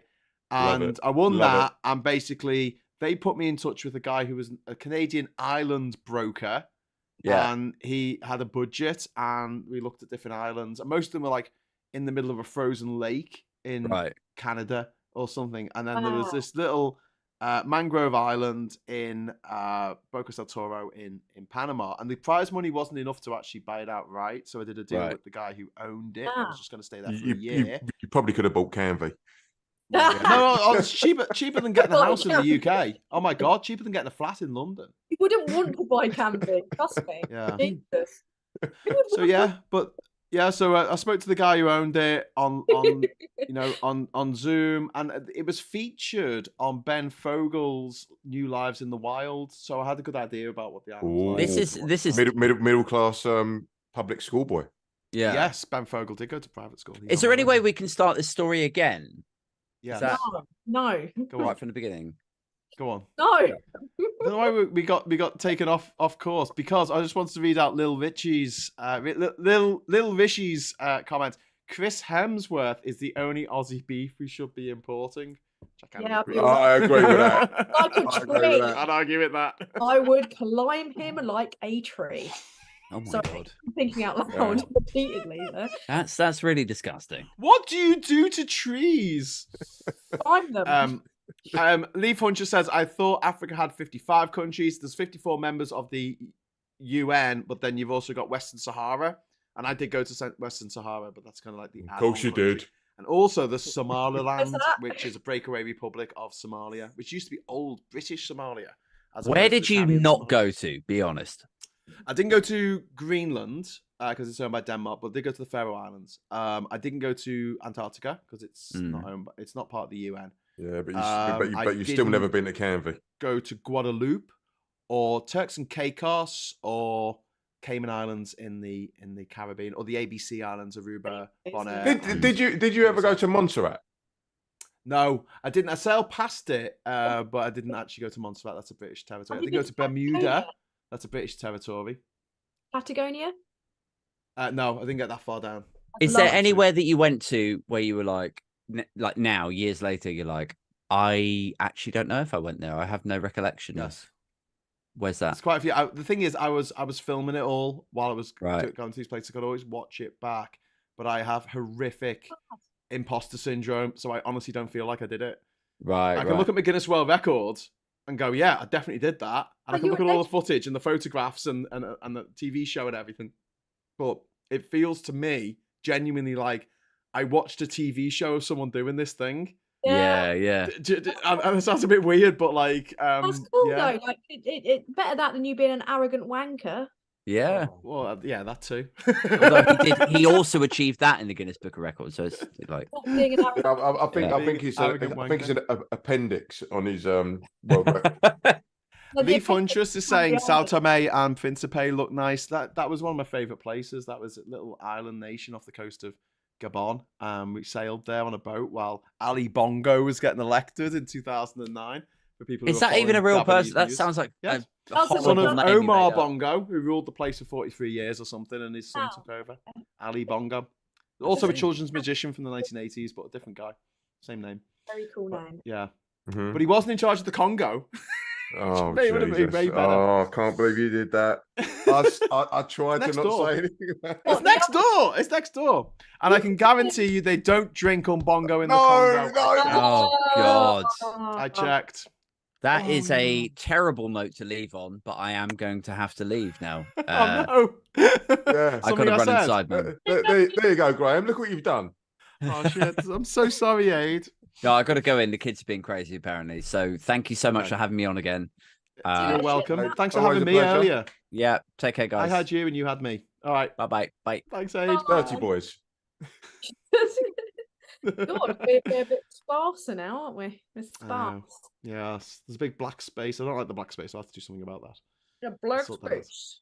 Black space. You didn't go to Ireland then, Graham? No? Sorry? Did you go to Mersey Island or Canvey Island? What? No. Why would I go there? Oh. Because they're in Essex. You go to Essex. It's not a country. Mersey Island is a weird fucking place. I live near Mersey Island and it is full of people that are like, I don't know what happens when cousins have sex, basically. Yeah, East Mersey is a stupid name. They've all webbed hands. Mersey means CC because it's mer as in French for the sea, and then it's C, which is for the sea. Well, so the river that goes through Liverpool is called the CC River. Yeah, and it's the same as the CC Island then, because it's like actually it's an estuary really, like that cuts it off at kind of like the estuary comes in, the tide comes in, and the bridge is cut off for a couple of hours. And I suppose that's Osea Island. Osea Island's the one. That's one with the cool. On Mersey Island too. It ain't that bad. I drive through it all the time. Oh, it is. I don't even know what you're talking about. It's in Kent Castle. No, Leeds Castle in Kent. Yeah, Leeds Castle is in Kent. And Kent Castle is in Leeds. Yeah. Or something. That's like, it's frying my head, sadly. But no, Mersey Island, it gets cut off by the tide, and people try to drive across it at high tide, and they've lost their cars to it because it kind of, they think they can drive over the... That's why they've got the barriers down each side. They've got but the thing is, people ignore them, and like a number of people a year lose their cars to it because they're like, I'm double hard. I'll get through this water. You just said that you did, but I think that's when it's cut off. I think that's when all the weirdness happens. To be fair, when it gets ultra weird over there, that's when they all start putting like weird hats on and going out and congregating in the street. It goes full wick. Yeah, pretty much. Thank you very much. Just talking in the chat here. Someone asked if I had gone to St. Martin or St. Martin. Yes, I've been there. I've been on both sides. This is a little tiny island that's split between the Dutch and the French, and they have 3 different currencies, different license plates, different dialing codes. So depending on which side of the island you are, and it's a little tiny island, which is pretty crazy. Lee Corn's telling us that the Mersey starts in Stockport, which is true, and also that Liverpool Castle is in Bolton. Well, there you go. And Liverpool means muddy pool or muddy waters, and so does Belize. Yeah, so Liverpool means muddy. Muddy waters, yeah. And also Muddy Waters, the R&B singer. The blues singer. He wasn't rhythm, was he? Blues singer. Just blues. Lead Belly and Muddy Waters. Amazing guitarist. Great night out. Yeah. I've been to Canvey Island, says Sir Larry the Cat. Lovely oil refineries. What? No, it's not. It's a shithole. I hate it. It's an absolute shithole. Yeah, it's the most congested place in Essex. So if you're surrounded by Essex people, go there, and you don't want to be surrounded by Essex people because nowadays most of them are Tory wankers. So who bought their house from Maggie Thatcher. Now they think they're the daddy. Yeah. This is more fucking manner. Thank you very much, Johnny, for the super chat. He says after Tanner's finished with Hemsworth, he'll definitely be Thor. I don't really understand that, but okay. I do. Damn fucking straight he will. Someone don't mind. Letting us know a little bit of trivia here. Dublin means Blackpool, which it does. That's interesting as well. Oh, does it? Yeah. Wow, it's turned into Factland. Yeah. It is. It's kind of fun. Fact me till I fart. Our chat's turned into mystery hour. It has. So we're going to do that. Should we do a Christmas special, Wayne? Around 100%. We'll play mystery hour. Are you up for that time? Yeah. So do a Christmas special. Not on Christmas Day. In real life, do it. Yeah. We'll do a mystery hour thing on Labour Social. Yeah, I've got a game around Christmas time, not on Christmas Day. Do you reckon we could do that? Yeah. How do we play it on like Zoom? I guess Wayne will ask the questions. I don't have the game. I will administer it. I thought you meant us lot all getting together in real life and streaming it. Oh, we can do that. That'd be fun. I mean, you're not far away, are you? Really? As the crew, I am. You are. I'm 167 pounds away. We have to like chopper you in. Yeah, it'd be cheaper. I'll come get you in the Granada. We'll do a Christmas special. Get James on. Wayne, get James on to do Mystery Hour on Labour Social with us. Oh, that'd be hilarious. That would be hilarious. Our special guest is James O'Brien. Someone was asking why I was putting Idiot's Corner, and the reason I was putting Idiot's Corner is I put a tweet out because he was talking about, and it just reminded me of the bit, in the Fast Show, the guy who just said, which was nice. Yeah. He was talking about how he used to work in retail, and then he suddenly got this job working for like the Express or something as a showbiz reporter, which was nice. And I put quite a clumsily worded tweet basically saying, you do know that was because you went to private school. And he read it out and he was just like, yes, I mentioned the fact I went to private school quite a lot, Graham. That's why you didn't get to go to to get the Ray Liotta. Yes. Yeah, there you go. The Ray Liotta. One of my tweets on live on his show the other week, actually. I think it was a reply that I'd done about the bin tax, the meat tax, and all that kind of stuff. The meat tax, the bin tax. He read it out, and he was very nice about me, because I've called in a couple of times. We follow each other on Twitter and stuff, but he was like, I enjoy her work, and I was sitting there going, James O'Brien said his next one stuff. So I was like, oh my god. Yeah, I love him. He's a legend. I haven't got his new book though. Have you guys got his new book? Yep. No, not yet. Is that any good, Wayne? Have you read it? Wayne wrote it. Audio book. No, I've just signed them. So if you get a signed copy of James O'Brien's books, there's a good chance that it will actually be signed by Wayne. Yeah. To be fair, at the show, I only did three. Yeah. Sarah Davis is saying, I'd love to see Graham on Lee Anderson's show and give him shit. I was thinking about that. You know, when Marina went on Reese Mogg's show and she just tore him apart. Oh, that was just so good. So good. That's like one of the highlights of this year, actually. Yes, it was absolutely. But the thing is, she was so calm and measured and just tore him a new one. Well, and he was like, well, yeah. He was on point, but I have to say personally, like having known her for a while and seen her do a lot of stuff also, I would say it's the angriest I've ever seen her. Like it was the closest that I've ever seen her coming to losing it. And the thing is, I'm so glad Marina's on our side. If she wasn't, we would be in trouble because she is sharp, sharp. She has all of her ducks in a row, and she just went. Just every single thing just destroyed him. And he had nothing. He had absolutely nothing to answer for. And the way that she even admitted, she's like, I'm never coming on this show again. I just came on here to, it's like you are to rinse you, just to rinse you. Well, it was even you had Corbyn and McDonald on Piers Morgan's show the other day. Oh God! Oh shit! That was a car crash. That was an absolute car crash. And it was just like John McDonnell just kept jumping in, like trying to defend Jeremy Corbyn. It's like, mate, it wasn't John McDonnell. It was Len McCluskey. Len McCluskey. Sorry, apologies. But like, no, the fact that he went to Corbyn 15 times, is Hamas a terrorist organization? Yeah. And do you know what? Just say yes, and then say, but I also think that the Israeli Defense Force are a terrorist organization, or whatever you want to say. But this is just a basic fucking truism. And then people are saying in the chat, but he didn't give him a chance to answer. And he gave the same question to Len McCluskey, and Len McCluskey went, yes. Yeah. There you go. It took less than a second. I was like, But Corbyn stands them as friends, them and Hezbollah. And the problem is, it goes against kind of like Puritan kind of like perspective that he has on the situation. Like with that, all he has to do. The problem is he's arrogant. He's always come across as very arrogant And it was disastrous. And having seen, unfortunately, clips of what Hamas did to women in particular, not to mention the babies and the other men that they just horrifically treat, but what they did to women is so bad I can't even say it on a live stream. No. And it was grim. Really grim. The worst thing you can imagine, basically doing to women, and then just parading them through the streets while spitting on them. That's what they did. How can you not immediately condemn that? And if you can't immediately condemn that, regardless of whether or not you feel baited, if you feel baited, why go on Piers Morgan? I've turned down Piers Morgan for that very reason, because I know what he's like. So it's like, if you know what you're up against, you know what he's going to ask you.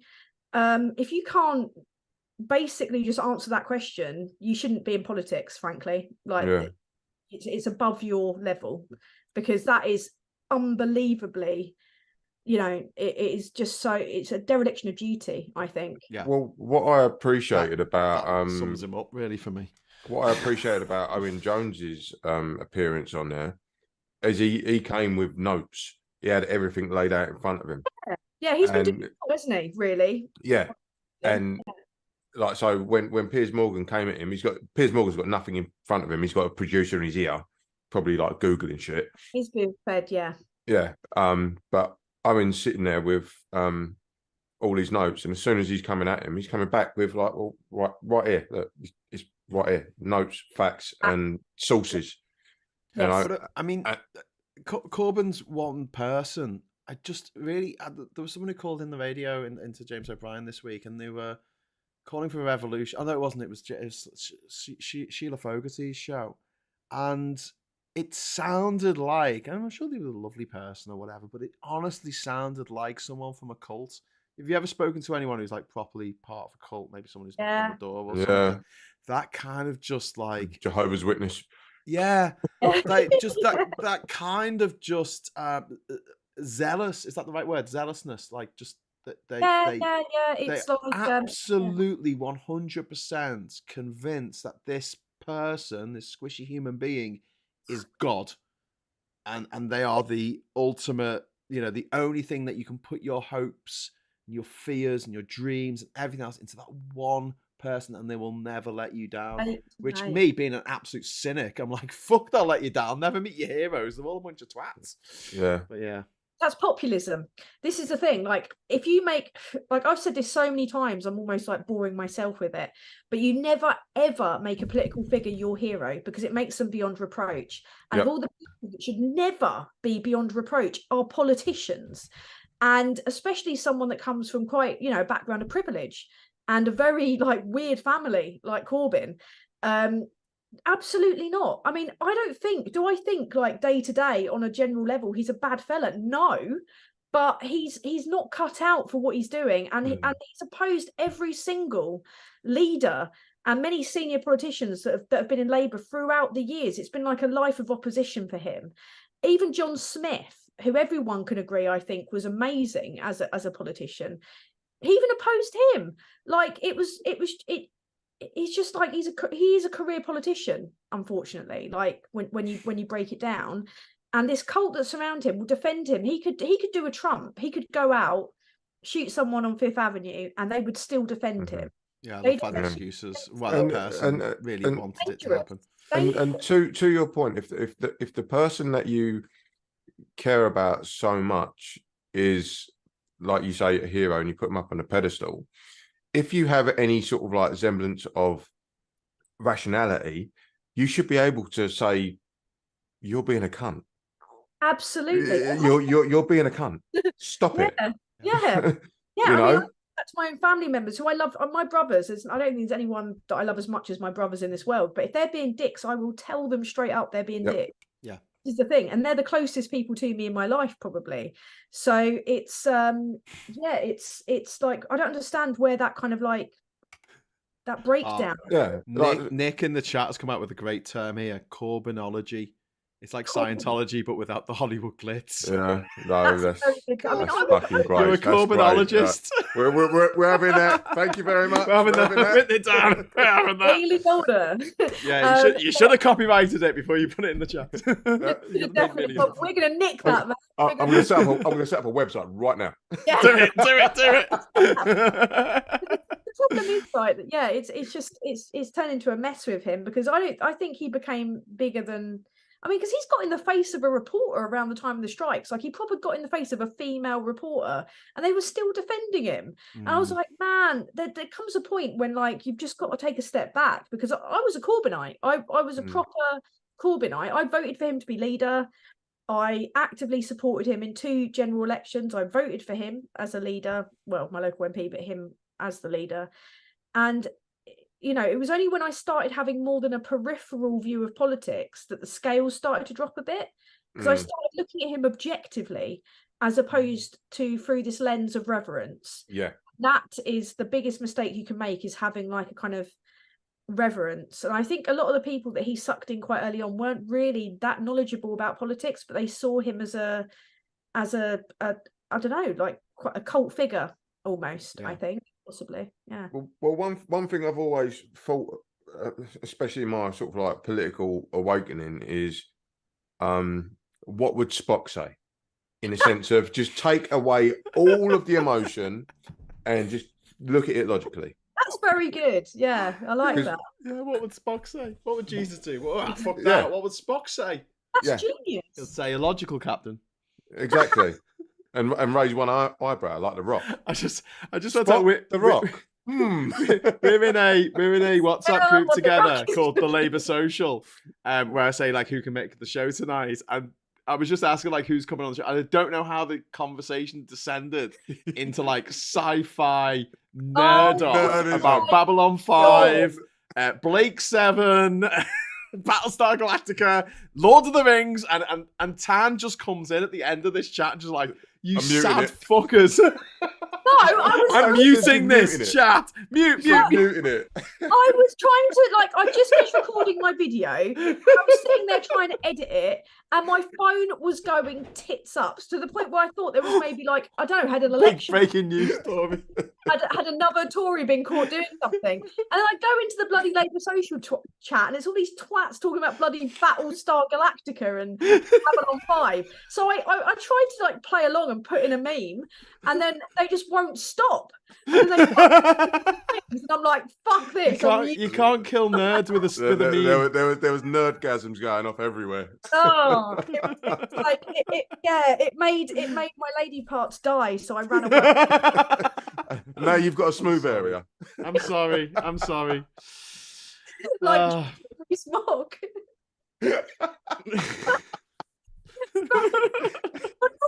Hello, I'm smooth like this mug. It's all right. I'm sure Alan Rickman in Dogma. Tim Holden, thank you very much for the £2 super chat. Jeremy Corbyn equals Rick from The Young Ones. Oh God, we're gonna get a name for ourselves. In the interest of balance, people think I hate him. I don't. All I've done is been mildly critical of him, as I am most other politicians. I've been about as critical of Corbyn as I have of Starmer, really, in the grand scheme of things. But they just hone in on it, and they're like, Starmer doesn't have a cult though. It's so binary with them. This is the problem. Everything's black and white. Everything's like, you hate this. It's like, if you don't do this one thing, then you want babies to die. It's just crazy. There's no balance. Nothing. No balance. It's because people, like you say, people will hone in on a certain element of what you've said, and they won't look at the nuance. They're looking at, like you say, the binary, where we're kind of survived in the grey area. Where we can kind of look at this, we can take a bit of what he said here and go, fuck that off. And we can take something that he said over here and go, that makes sense. Yeah. Find allegiance, is it? This is the thing. It's not about me just sort of sticking a flag on me back and going, right, this is my team. I am Switzerland. Yeah, it's not happening. Yeah, this is the thing. I mean, if you now told me to list 10 things that enrage me about Keir Starmer, I could do it in a flash. The only reason that I don't go around criticising my own team constantly is because I'd like people to vote for them. So it's like telling someone the pie's made of shit and expecting them to eat it. It's not going to happen, is it? And we're in a critical emergency situation where, my own family are affected by this as we speak, the Tories, I've got people close to me that are facing, losing their bloody homes, who can't eat properly. It's not like I'm not sitting there just knocking out articles for The Guardian like Owen Jones. It actually has a real effect on us lot. And that's the thing. We're, it's a shit situation that we're living in alongside the people I think that we make content for. That's the whole point of it. That's what motivates us, is God, this is desperate. We would, if we, at the moment, it occurred to me the other day, because I've got an allergy, and I've been waiting for 2 years on a waiting list. Really? 2 years for a severe allergic reaction just to be tested, because they haven't even given me an EpiPen for it, and they won't until I've been tested. But I've been I was on a waiting list for a year, and then they told me they hadn't even put me on the waiting list, and then they hadn't even done it. The problem is, I was thinking there the other day, if I accidentally eat something that's got that allergen in it, and I need a hospital, I could die. I could die if an ambulance even reaches me. And this is the problem that that we're living in at the moment. We've got. This is why I talk about privilege. It is a real privilege to not have to worry about the fact that you literally might die Yeah. If we have another 5 years of this Tory government. This Graham, isn't a game. Graham, I'll get this one. Thank you to One Angry Pagan for the super chat. As a pragmatic socialist, I recognise that we have, to achieve progression over the mid-long term, and that means we must be realistic in our aims. Thank you. Very well written. Very pragmatic. Also, One Angry Pagan likes to write in Old English. So I was going to say, old school. I'm a fan of pagans because the Christians nicked all of your traditions. Yes, they did. All the good ones. Yeah. Christmas and Easter and Halloween. All the fun ones. One of my best friends is a witch, and she adheres to all the pagan traditions, and she's an amazing artist, and I love the potions and all the stuff. Like, I think it's an amazing thing. I really like it. Called vodka. Well, the vodka. Sarah Davis has just pointed out that Tan's allergic to Tories, which I think is true. And bullshit. Yeah. Tories and bullshit, which is one thing, really, isn't it? You know, if you touch one, will you explode? A Tory? Oh God! Like, I was thinking the other week because someone brought this up. Right, they were saying things like, do you think you ever accidentally shagged a Tory? And I was like, I don't know, actually. I hope not. I don't think I have. I think I'd have sonar for them. I'd know them. I'd recognise them. But I 100% have. Oh my no. Wayne. God! What? Terrible boy. I might have done. I don't know. To be fair, you don't want to know my body count. So. I hate that term. I've been skinny dipping. It's a terrible term. I've been skinny dipping with someone who might have been a Tory. There's nothing wrong with having sex though. Like, I hate the way that people are shamed for having like sex or like the numbers of people they've slept with, because I mean, unless you're like, if you're safe and everyone's consenting, what the fuck is it anyone else's business? Exactly. But then there's a huge difference, isn't there? When a man says, "I've slept with 100 women," people go, "Oh my God, this man is a stud. He's a veritable James Bond, the last of the international playboys." Whereas if a woman says I've slept with 100 men, they're like, "Oh my God, how dare you!" And double standard is quite irksome. Hugely a double standard. Hugely. But frankly, like, I mean, people do it for all sorts of reasons. I mean, people just want to have a bit of fun with it. Some people, sadly, might see it as an outlet for something else, or there's all sorts of reasons, but it's like one of the most natural things humans can do. Like, I'm extremely sex positive. I think people should be more open about it, because then it opens up a conversation. I think if you make something taboo, then that's when the problems start, really. That's when the tentacle porn starts. Oh, for fuck's sake, Graham. No, it started because they weren't allowed to have normal porn. It was illegal to show normal porn. So they went, let's make it weird and then it'll be legal. It was censored, wasn't it? I mean, Oh, yeah. Did I tell you the story about a certain footballer? It's in the paper anyway. So had sex with a footballer? No. Are you going to say Rio Ferdinand? Yeah. Okay, are we going to get sued? Are we get don't get us sued, Wayne? No, we're not getting sued. It's all on Wayne, allegedly. It was reported back in the day in the World Cup when it was in Japan, 2002, I believe it was. Yes, he went down and made a complaint because the porn was pixelated. Oh. Oh, he's not clever, is it? He should have gone for the tentacle stuff. He's not sharp. He's not sharp. Go for the anime, you dickhead.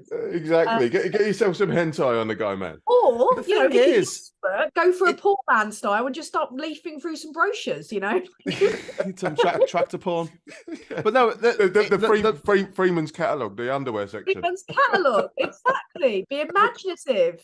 The rules about modesty in Japan in that respect only came about because of the fucking Americans after the war. Filthy Americans. Bringing their fucked up American morality where, It's got the biggest porn industry in the universe, but also the most powerful church in the universe. So it's like, I'm getting Mikey on the phone now. He needs to answer for this.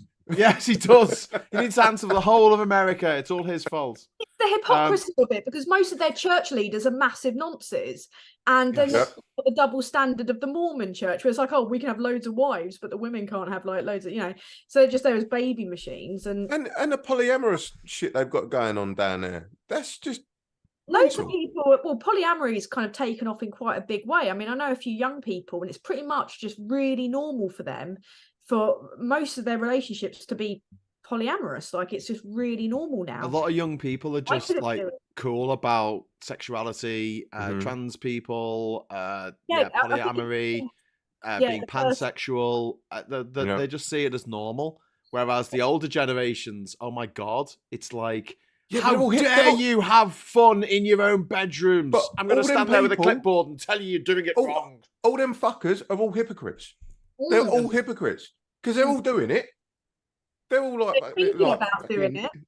It's fucking incest. It's fucking I'm shagging me babysitter. All that shit. I don't give a fuck. You know what I mean? But they're so quick to condemn other people from doing. Oh shit! Stuff. I just caught up. I thought you were saying that's what you were doing. Oh no! God no! No, keep up at the back. Yeah, Jesus, woman. Sorry, I'm not shaming you if you are. Sorry, but I have made mistakes. Mistakes were made. With that baby. In 1981, nobody died. In 1982, nobody died. In 1983, there was the incident with the pigeon, but nobody died. Tan, you need to keep up. The important thing here is that the problem is, I think loads of the worst problems with sex come back to repression. Yes. And I think like there's loads of people that are deeply in denial regarding, things like their sexuality, things that they're into. And I think if people were more open and less repressed, everyone would be way happier. Yes. And things would be totally different, really. And stop shoehorning people into relationships that don't work. Not just toxic relationships in general, but like the idea that it's so easy to get married, not cheap, but easy to get married in this country, but so difficult to get divorced is fucking bonkers. Like up till a couple of years ago, there was no fault divorce, so you had to come up with a reason why you had to divorce each other. So breakdown of communication was the one that most people who were still mates, still friends, but the relationship didn't work, so they were moving apart. Consciously uncoupling or whatever you want to call it, and they couldn't just say no. Everything was fine. No one cheated. No one did anything particularly bad. It was just a breakdown in communication. And still, if you got married and one of the partners, usually the male, decided that he didn't want you to not be his wife, he could hold up the process for up to 5 fucking years. Yeah, and that's bad enough in any sex. But imagine you're in your 70s. Or your 80s, and you met someone that you want to basically spend the little bit of your life you've got left with. Yeah. And you're still technically married to some guy who was horrible to you and you don't want anything to do with. This is where the cultural shift is worked better for people, in the sense of how many people do you know of the like the boomer generation that are with their bequeathed and they don't like them. They're just there. Yes. So I'm just used to it, and this is tradition. So we have to play the game. And a lot of that make it work. Sacrifice too, like women just putting up with fucking shit and sacrificing their lives for this marriage where the guy doesn't give a fuck about. I mean, that's the problem that we have, isn't it? Like, or they had, whereas now, and then they kind of like.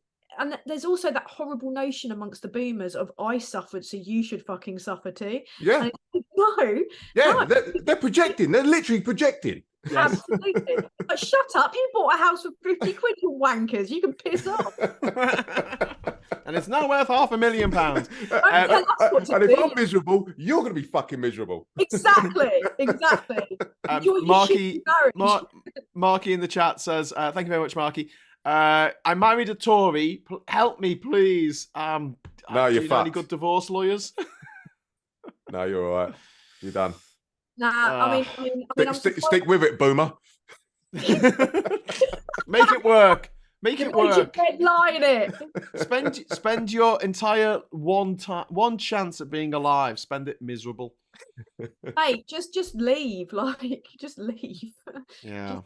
No, I mean, I couldn't personally even entertain the thought of when I was on the dating apps, I got rid of them all because they're just a theatre of sadness. But when I was on them, I just gave up now. I'm just hoping to meet like a nice postman if they happen to knock on my door. But I used to have on there as a disclaimer, like, no Tories. Sorry. What are you laughing at? I just thought it was a really bad joke. Oh no, don't. No, don't do it. Is it about boxes? No, I was going to say I always deliver. Oh dear Well, God! like the Tories. That's why we got 700 people. No, it's I've been knocked off my mark now. I did have a gas man during the pandemic turn up because it'd been really lonely. Like, I've been very lonely. Well, a man made of gas. Eddie, it's the gas man. Eddie, it's the gas man. It's the gas man. You must drink our tea. I am here for a bottom quote all day, every day. But he turned up, and it turned out that I had a carbon monoxide leak in the end. It was bad. Is that what you call it? Hey. Bum, bum, bum. That's how powerful it is. No, they turned up, and I was so lonely during the pandemic. I thought we had a connection. I was like, oh no. I'm here to change your meter, love. I know, he was very businesslike, and I was like, I thought we were getting on really well. I even tried to Google it. Oh God. But no, I enjoy the Jehovah's Witnesses though, because I just Excuse me, what? What's going on?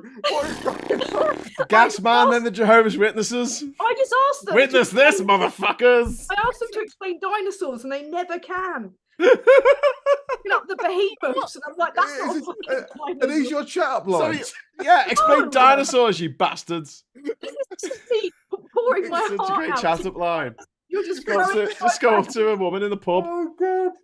I want you to explain dinosaurs to me. Explain Slowly, slower. For a drink. I'm like, explain dinosaurs, and they can't. And I'm like, well, fuck off. Oh, I've ruined their days. Yeah. This is hilarious. This has gone. Are we so supposed to be off talking the about rails. politics? Are we supposed to be? So gone off the rails. It's not good. This is what happens when I have like 2 glasses of wine on an empty stomach. All I've had is a cinnamon bun for dinner. That wasn't enough. It wasn't enough. Clearly, you need a gas man and a Jehovah's Witness. I'm not that pissed. I've not told you the full story of the gas. Oh, come on. I think we should leave that for another time. I really want to go and get another beer because I finished my beer ages ago. I want to go and get another beer. Go on, then. If I go and get a beer, leave me in town. We'll bant.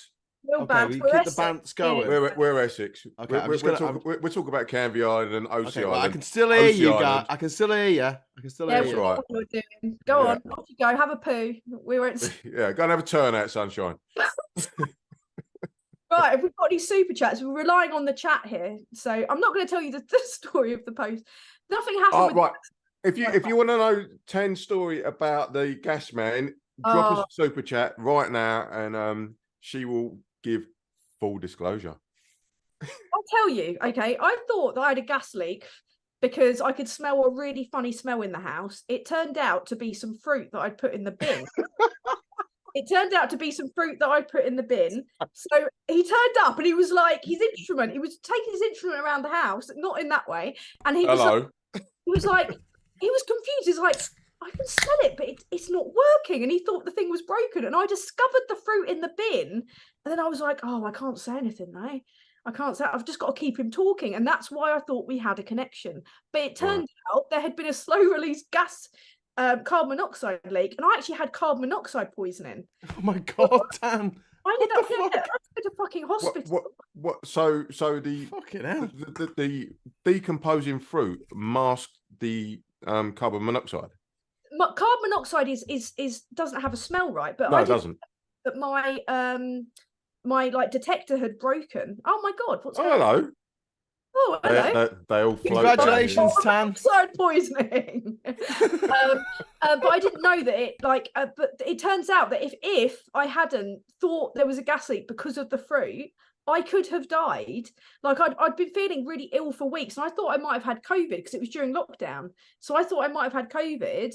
And that probably explains why I thought also that I had a connection with the gas man, because I was off my nut on the old monoxide. So there you go. There you go. There was a decent. So your life was saved by a mouldy banana. It was like a bunch of like old fruit, because I made myself a really strong cocktail on a work Zoom, and I was like pissed on a work Zoom. I'm loving this story. This is brilliant. And I'd forgotten about it, but I'd put it in the bin. And because I was living alone at that time, like I didn't take the bin out as regularly, so it'd probably been there for about a week or something, and it made a weird smell. And I thought, yeah, it was a gas leak. But that strong cocktail and lockdown alcoholism saved my life. So, and the gas man. And what was his name? I can't remember. He was really nice though. He was a lovely man, and he thought that he thought his instrument was broken at first. He was like checking it out. Excuse me, yeah, what? He was looking down for an half an hour. But then he got a little blue pill, and everything worked out for the best. Time, man. It was a weird time, and that was a really innocent, story really at the heart of it, because and it involved everything. It involved a gas man, some mouldy fruit, and carbon monoxide. Carbon monoxide right. leak. Right. Yeah. Put that together. That's a pub story. And what have you got? Yeah, true love for Tan is CO2 poisoning. Yeah, you're right, Johnny Copperhead. Thanks for the super chat, Johnny. Cheers, mate. Literally all I don't know if it's the CO2 poisoning or the beating of my heart. How do you even but I want to be with you forever. Take me. Take me. I don't know if you guys have ever used dating apps, but did you used to put like a disclaimer? Yes, I was on Tinder. Oh, hello. And I honestly just ruined my thumb swiping left on just so many people. And it's like, when you look at men, Grinder wrong. They've all like got a fish. There's a big thing with fish, right? Oh, There's a big thing with women who have to tell you on their dating app that they're children of their world. And I'm like, they should be. That's right. Yeah. But I know why they do it. They do it so that men who don't want to get with someone who's got a kid won't bother them and then piss off once they know they've got kids. So right, I'm going to go for a piss now, so fuck you. All right. Have a nice poo. But yeah, I mean, dating apps were a little bit, demoralizing. I honestly, I get bored. I think it's the ADHD, right? Because I get to a point where it's so dull and formulaic that I get bored really quickly. So I will be swiping through, and I don't struggle. Like, I'll get matches, but then even when I had the disclaimer on that said no Tories, I would get Tories that don't have it on their profile match with me just to try and tune me out for being like anti-Tory. And it's like, what do you think? Do you think I'm just going to go, oh, okay, I'm just going to throw away all of my beliefs and just like, go out with you because you're telling me what I should think politically? Like, that is like the last thing that will work. Oh, hello, what was that? But that was I was just bringing up because you just mentioned ADHD. I did a self-assessment form this week, so I was just bringing that up, but it came up on your screen. Oh, it's rather than mine, because computers are shit like that. But yeah, should we do it? Do you want to do it? Do you want to do the self-assessment form? No, I've done it, and they have fucked me about. Yeah, it's terrible. The process. I mean, it takes 3 years. What? Have you gone through the Psychiatry UK route? Yeah. But like this is it. It's like, how often do you have trouble wrapping up the final details of a project once the challenging parts have been done? Like, I literally went to every country in the world, and I can't be asked writing the book. So, how often do you have difficulty getting things in order when you have a task that requires organisation? Have you watched Labour Social? How often do you have problems remembering appointments or obligations? I completely forgot. I was supposed to be doing an age show. So I said to Catherine, I was like, oh yeah, I told you yesterday we're supposed to be going to Newcastle tonight for a night out. And then I remembered that I was supposed to be doing an age show tonight, and I had to say to Catherine, oh, sorry, I can't go. When you have a task that requires a lot of thought, how often do you avoid or delay getting started? Like, even not even a lot of thought, just So like I'm putting the X on like very often on all these.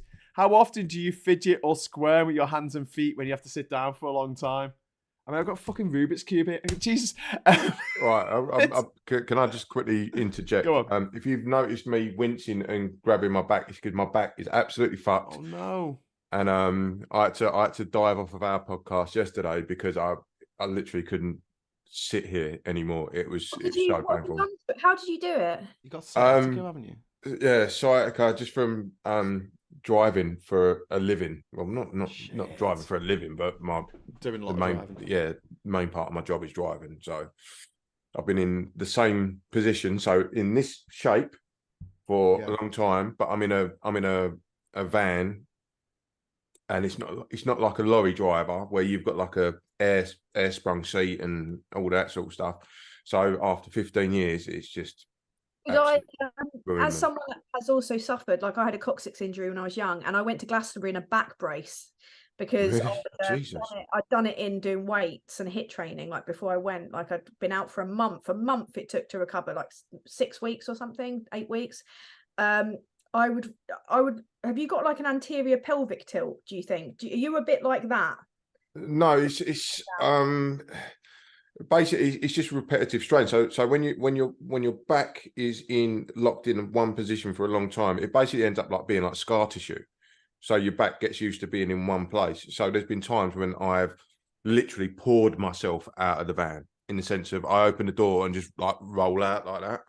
So it could be like because there are things that you can do to strengthen the muscles around the joints is all I'm thinking, because I've also suffered with it's horrible pain. So it goes down your legs, doesn't it? Yeah, and I get shaky hands and everything. It's horrible. Yeah, it's a really horrible pain. So, I mean, Wayne, do you have to cut? Do you have to cut off now? Are you? No. I'm good now. That's okay. The fact we're going to wrap up. We'll wrap up for 11 o'clock if that's all right. And yeah, that's cool.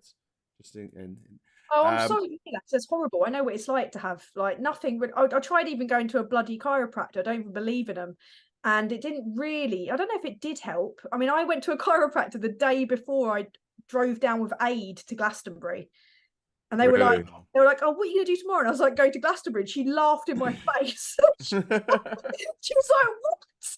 And she was like, take some peas in the car. That's literally all she could tell me was to take some peas. But there's these braces you can get, back braces you can get on that I use waist trainers for my exercise. They help. They keep you kind of like. Well, I use my weightlifting belt. That's it. That's the same thing. Yeah. Yeah. Pulls it right in. But the thing is, it's the sleeping issue that's the problem. So I'll lay on one side, and then you'll start getting that warm pain just sort of like building up, and then you move to the other side, and it subsides, and then it starts building up. First thing you can do is lay on your side. You've got to lay flat on your back with a pillow in the small of your back. Mm-hmm. That's what I do. And also, like they say, if you lay on your side, to put a pillow between the knees to keep the kind of like. But I had to get an entire new mattress. Only getting an Emma mattress. I'm not sponsoring them. Emma, if you're listening, we would take your sponsorship money. I've already got a bloody mattress now, but it's firm. And the thing is, I used to hate firm mattresses. Like I used to think, but they sort you out because they actually gradually sort your back out over time. So I'm sure you know about all this anyway. Valium's amazing as well. Like so Shiraz. Shiraz is like liquid Valium. So exactly. So yeah, no, if you're all right for a few more minutes. So yeah, just to wrap up that we got a super chat from Johnny Copperhead saying Cameron, going back to the Tinder thing, Cameron used Grunter. It's quite like the point I was going to make is that ADHD assessment form, it's only got about 10 questions, and I'm like, extreme on all of them, and it's still going to take them like an insane amount of time to get back to me with a diagnosis. But even if they do, it's not going to make any difference because there's no ADHD drugs available at the moment because there's a shortage of them because of Brexit or just beer. It's fucking grim, isn't it, really, when you think about it? It's like massively grim. The Tories have fucked everything except for the wealthy, and the wealthy have got so much wealthier in the last 13 years that the Tories have got in power, and everyone else has got poorer. Even people who think they're doing all right at the moment, They're not as rich as they would have been had the Tories not been in power for the last 13 years. I've said this to you many times, Graham. We're playing one massive game of Monopoly with billions of players. The money only ever goes one way. Yeah. That's we've been given this silly little board game that explains how capitalism works, and yet we still not fucking figured out to flip the board. Yeah, now we need to flip the board.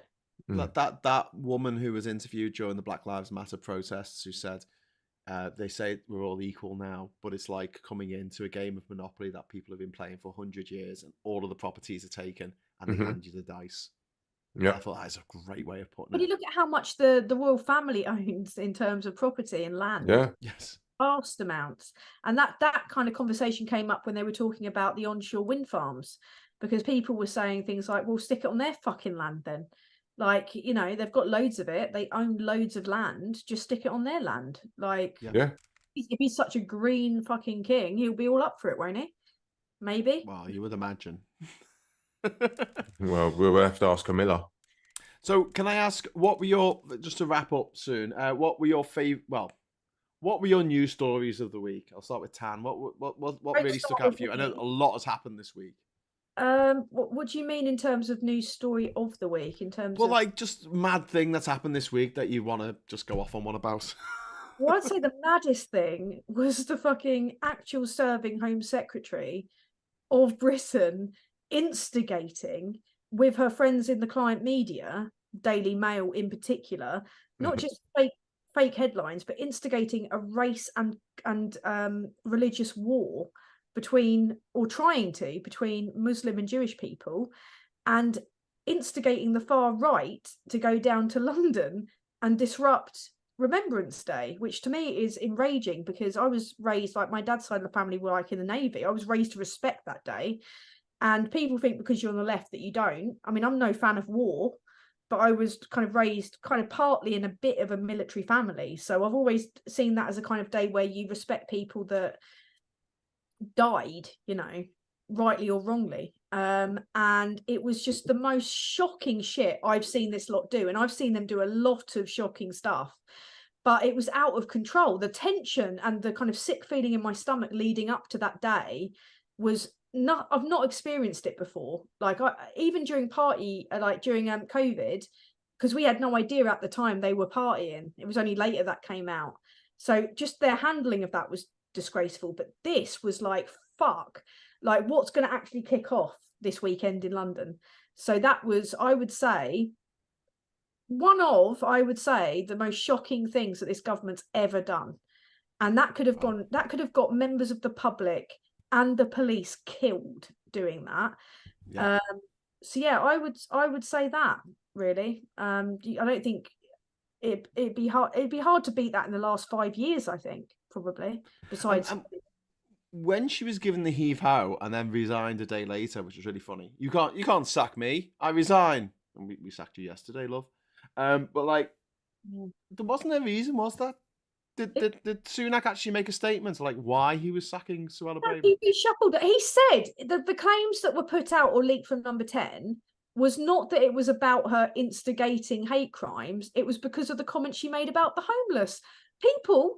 Like the Tories give a fuck about the homeless. They've made loads of people homeless, and loads of those people also are veterans. So it's like, what the fuck? Tan, can I just jump in on the back of that? Because she literally copy and pasted the California legislation that was to get rid of tents. Oh, literally, yeah, of course, yeah. Just we must get rid of all tents. Where'd you get that from? Oh, hang on a minute. Let me look at the right-wing media in America. Yeah. Oh, they're getting rid of tents. We'll do that as well. Fuck it, it's popular.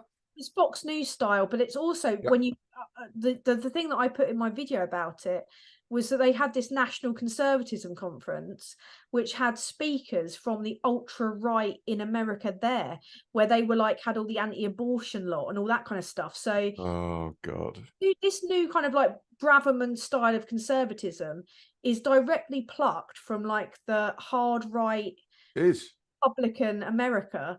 And it's being directly influenced, I think. And they're thinking, oh, well, that's working there. Let's have a bit of that. But it's not really translating here.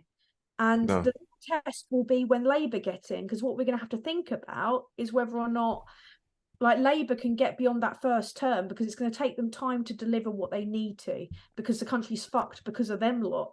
So it's a real mess really on every level at the moment, politics. Like I was saying to someone the other day, it's the darkest hour before dawn right now. Like that moment where it's like it's going to be grim. Buckle in. There's some great comments coming in. I like Lil Rishi's comment here. Tories have fucked everything apart from Tan. Well, you don't know who that gas man was. I didn't have any. Nothing happened. I did not have sexual relations. Okay, Bill. There's quite a lot of people talking about the difficulties getting mental health assessments, autism and ADHD assessments. I know, trust me. I've been waiting. Angry Nan says, I've been waiting 4 years to get my 14-year-old a diagnosis for autism. She's in a special school and it affects her day-to-day living so bad. She's gorgeous, though.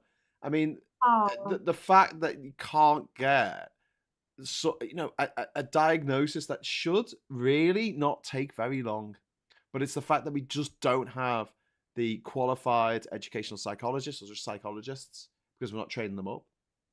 And the few that we do have, they just don't have the time.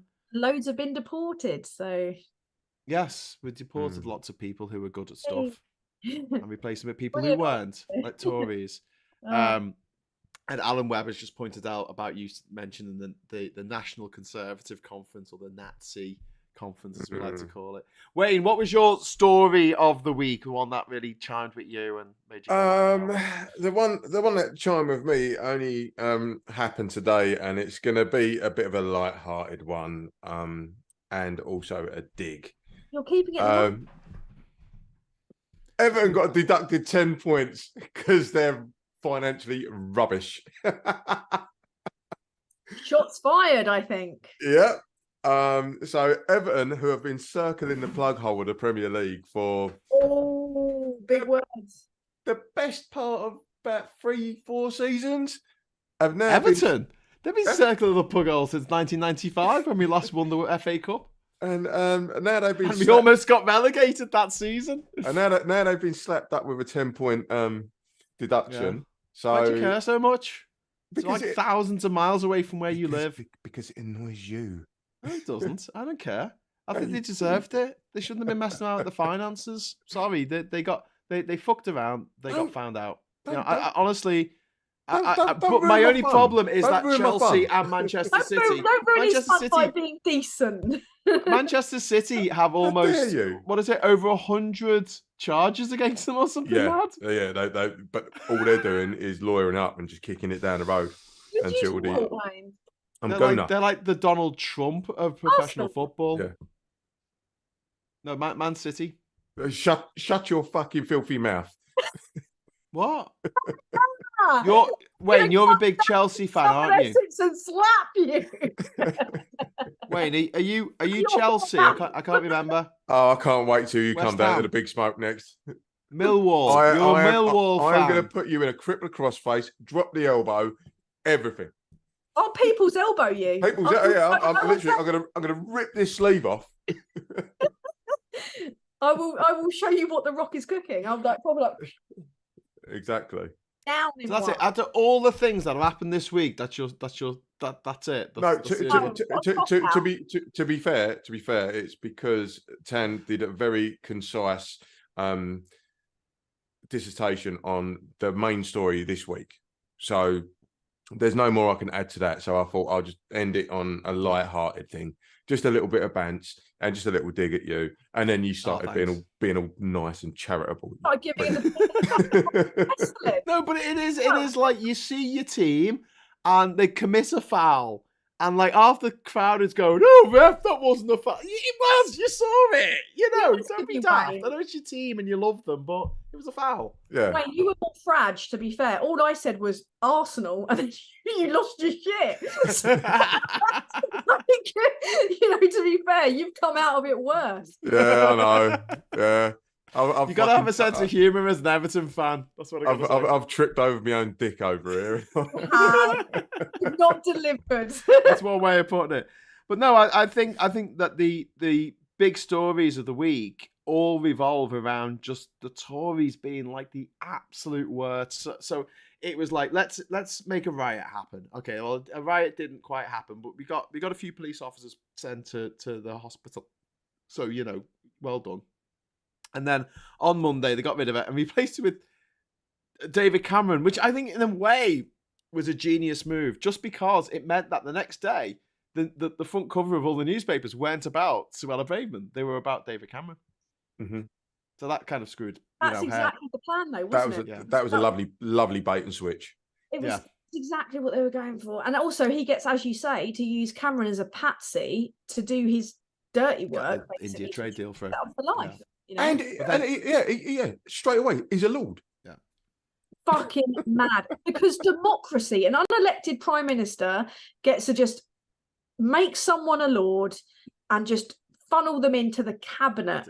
Going into like Star Wars Emperor mode in it. I will make it legal. Okay, cool. How'd you do that? David Cameron / Grand Moff Tarkin.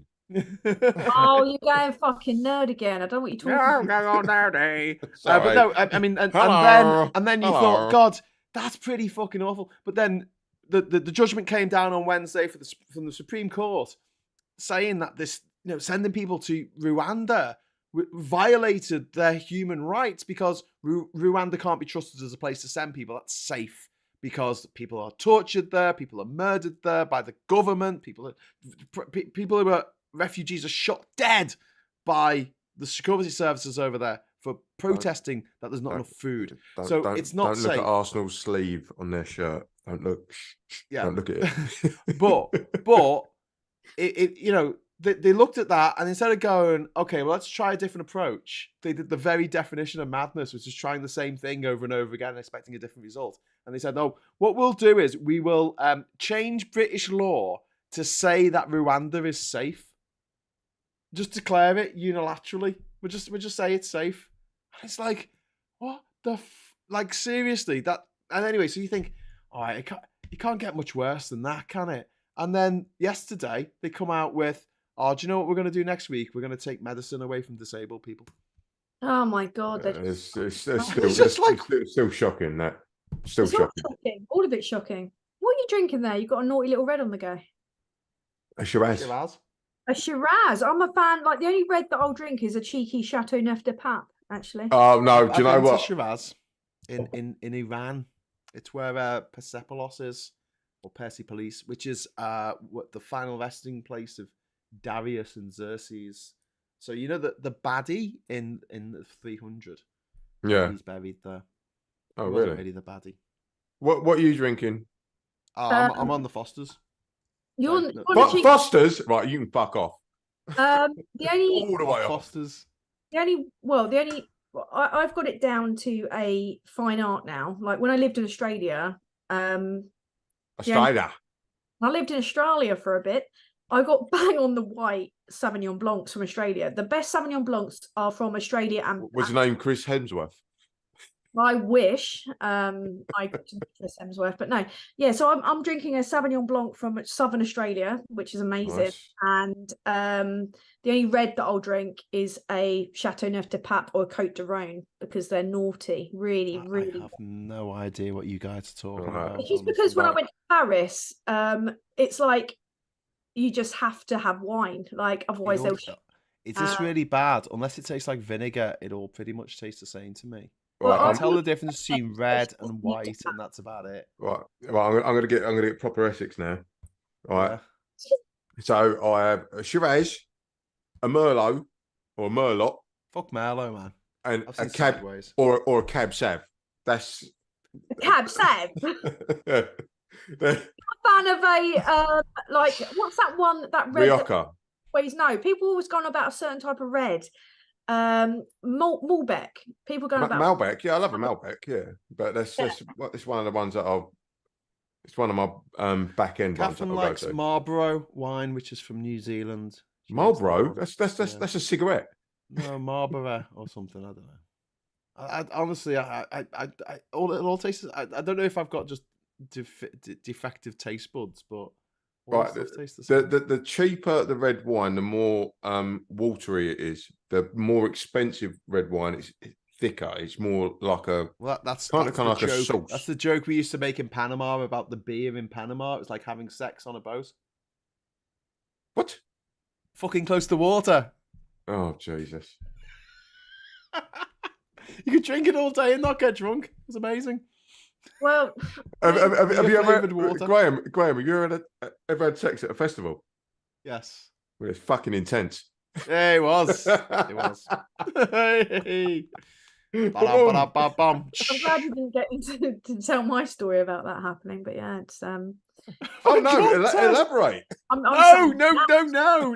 You can't get tan drunk on live YouTube and then get it to do it. I'm not drunk, honestly. If I was drunk, confession time. If anyone wants to hear Tan's confession about shagging at a festival, please send us a super chat. There's been experiences. Don't give it away for free. Super chat. What? So you're pimping me out for festivals? Yeah. No, I'm not. I mean, everyone's had sex at a festival, haven't they? I mean, it's normal. I ain't. You're not going to enough festivals, mate. You haven't lived. You haven't been to Glastonbury, then? No, to be fair, I only used to go to V Festival and get a cab home. Well, then there you go. That you fell at the first hurdle there, mate. I'm just here for the music. Okay, cool. I remember at V Festival 2008, I nearly started a fight with the entire crowd. Well, Glastonbury tickets go on sale on Sunday. Although with the entire crowd. Yeah, because you know when you get that surge, and I'm like, stop pushing me. And oh my god, that's what's normal. You're one of those, are you, Wayne? And I don't touch me. I turn blocker around, for lemmings. I turn around and there's this bunch of moving. fucking 18-year-olds. I'm like, you fucking want some? Oh, mate. I think we need to read Wayne the Riot Act here for like decorum in festivals and in crowds in general. No, to be fair, my best mate, Pete Dawling, the aesthetics man down in Southend, he grabbed me by the scruff of the neck and said, "Get the fuck out of here." And he knows what he's doing. Yeah. He pulled me to the back of the crowd. He pulled me to the back of the crowd and said, "What are you fucking doing?" I went, "Well, they're all pushing me." He went, "They're pushing everyone, you dickhead." Yes, exactly. It's a crowd. You're in the mosh pit, mate. Just help people up if they fall over. Elbows out, start skanking out. Otherwise, get out of there. Like that's the whole... Andy has put in the chat. Graham, you drink Fosters. Well, I am drinking Fosters. I don't drink Fosters. Do you know what I mean? It's not like something I do. It's just something I'm doing at the moment. Yes, there's something wrong with your taste buds. No, there isn't. This was £4.60 for 4 of these at the co-op. And everything else was more expensive. Tan, as you know, V Festival, right? This is going back to the 2008 one.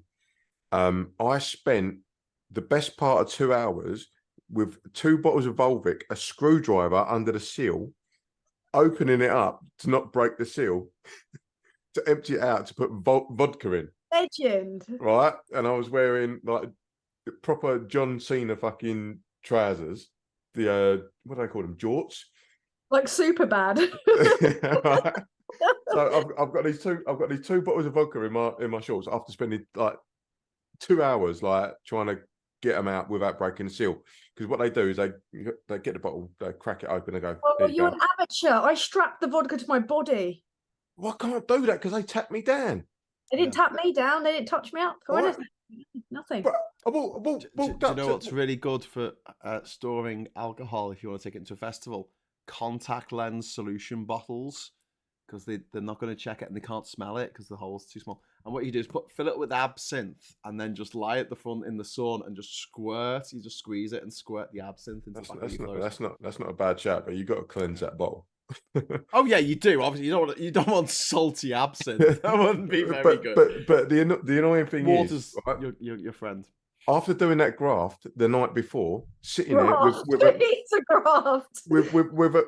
with a flat blade screwdriver, trying to open this bottle like this, fucking crack on.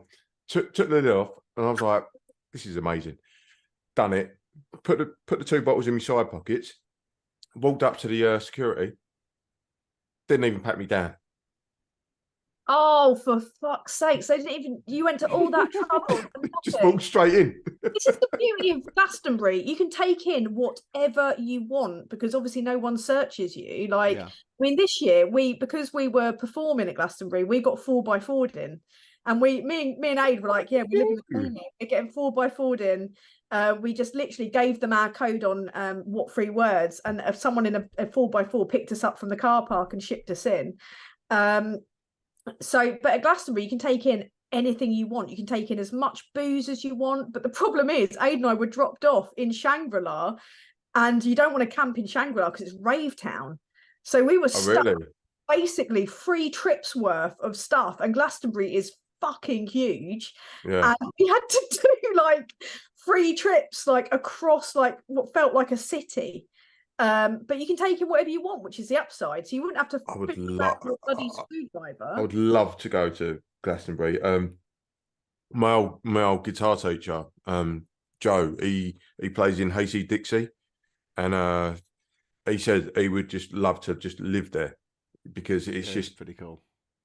The tickets go on sale at 9 o'clock on Sunday for everyone who's going to be trying. I'm going to be trying. Did you say Hayseed Dixie? Yeah.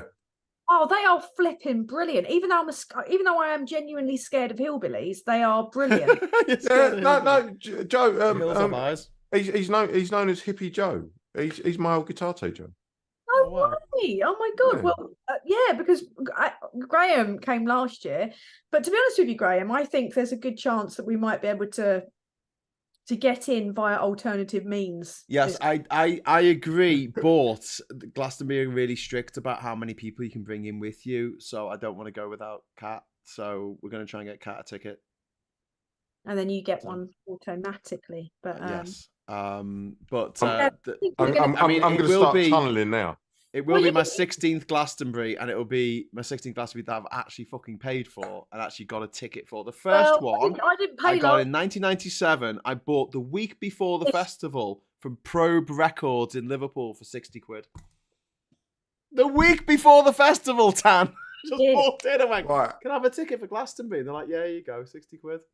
How about we have a Labour Social convention at Glastonbury? Yeah, that'll be good. Yeah, like we kind of tried to do that this year, but it ended up like because Danny fucking Price got us on his gig, so we got basically comp tickets and backstage passes for like Shangri-La. It was so fucking cool. I got to meet Benji from Skindred just before we went on stage. It was such a really cool. We were backstage at Shangri-La in this like furry walled bar, and Aid was off his tits just raving it up. Like it was such a good night. It was brilliant. Yeah, it was really fun. But yeah, we didn't get fancy AAA passes or anything like that. We just got to go backstage at Shangri-La where loads of cool stuff was happening. Like there was all these fancy little backstage areas we didn't know anything about before. Yeah, it was so cool. But big shout out to Mr. Josh Russell, whoever that is, I don't know. Cheers, mate. Thank you very much for the super chat, Josh. Graham, I promised a super chat spam for stopthetories.vote. Let's reduce the Tories to a small handful of angry pricks in the corner of Parliament. I couldn't agree more. Josh, thank you very much. Stopthetories.vote. That is the website that we're all going to be promoting like crazy next year because it is going to be the tactical voting website that's going to bring everything together and basically tell you who you're best voting for to get the Tories out. Although this is Labour Social, we are not like crazy swivel-eyed people saying you have to vote for Labour. We would like you in this election to vote for the people who are most likely, the candidates who are most likely to get the Tories out in your constituency. If that's Lib Dems, if that's Plaid Cymru, if that's the SNP, if that's the Greens, then great, vote for them.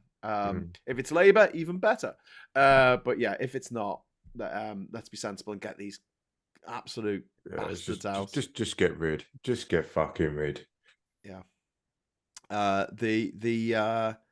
The actual depth of Tory depravity is just, it's infinite, isn't it? There is no rock bottom for them. No matter how bad you think they are, they just seem to somehow get worse.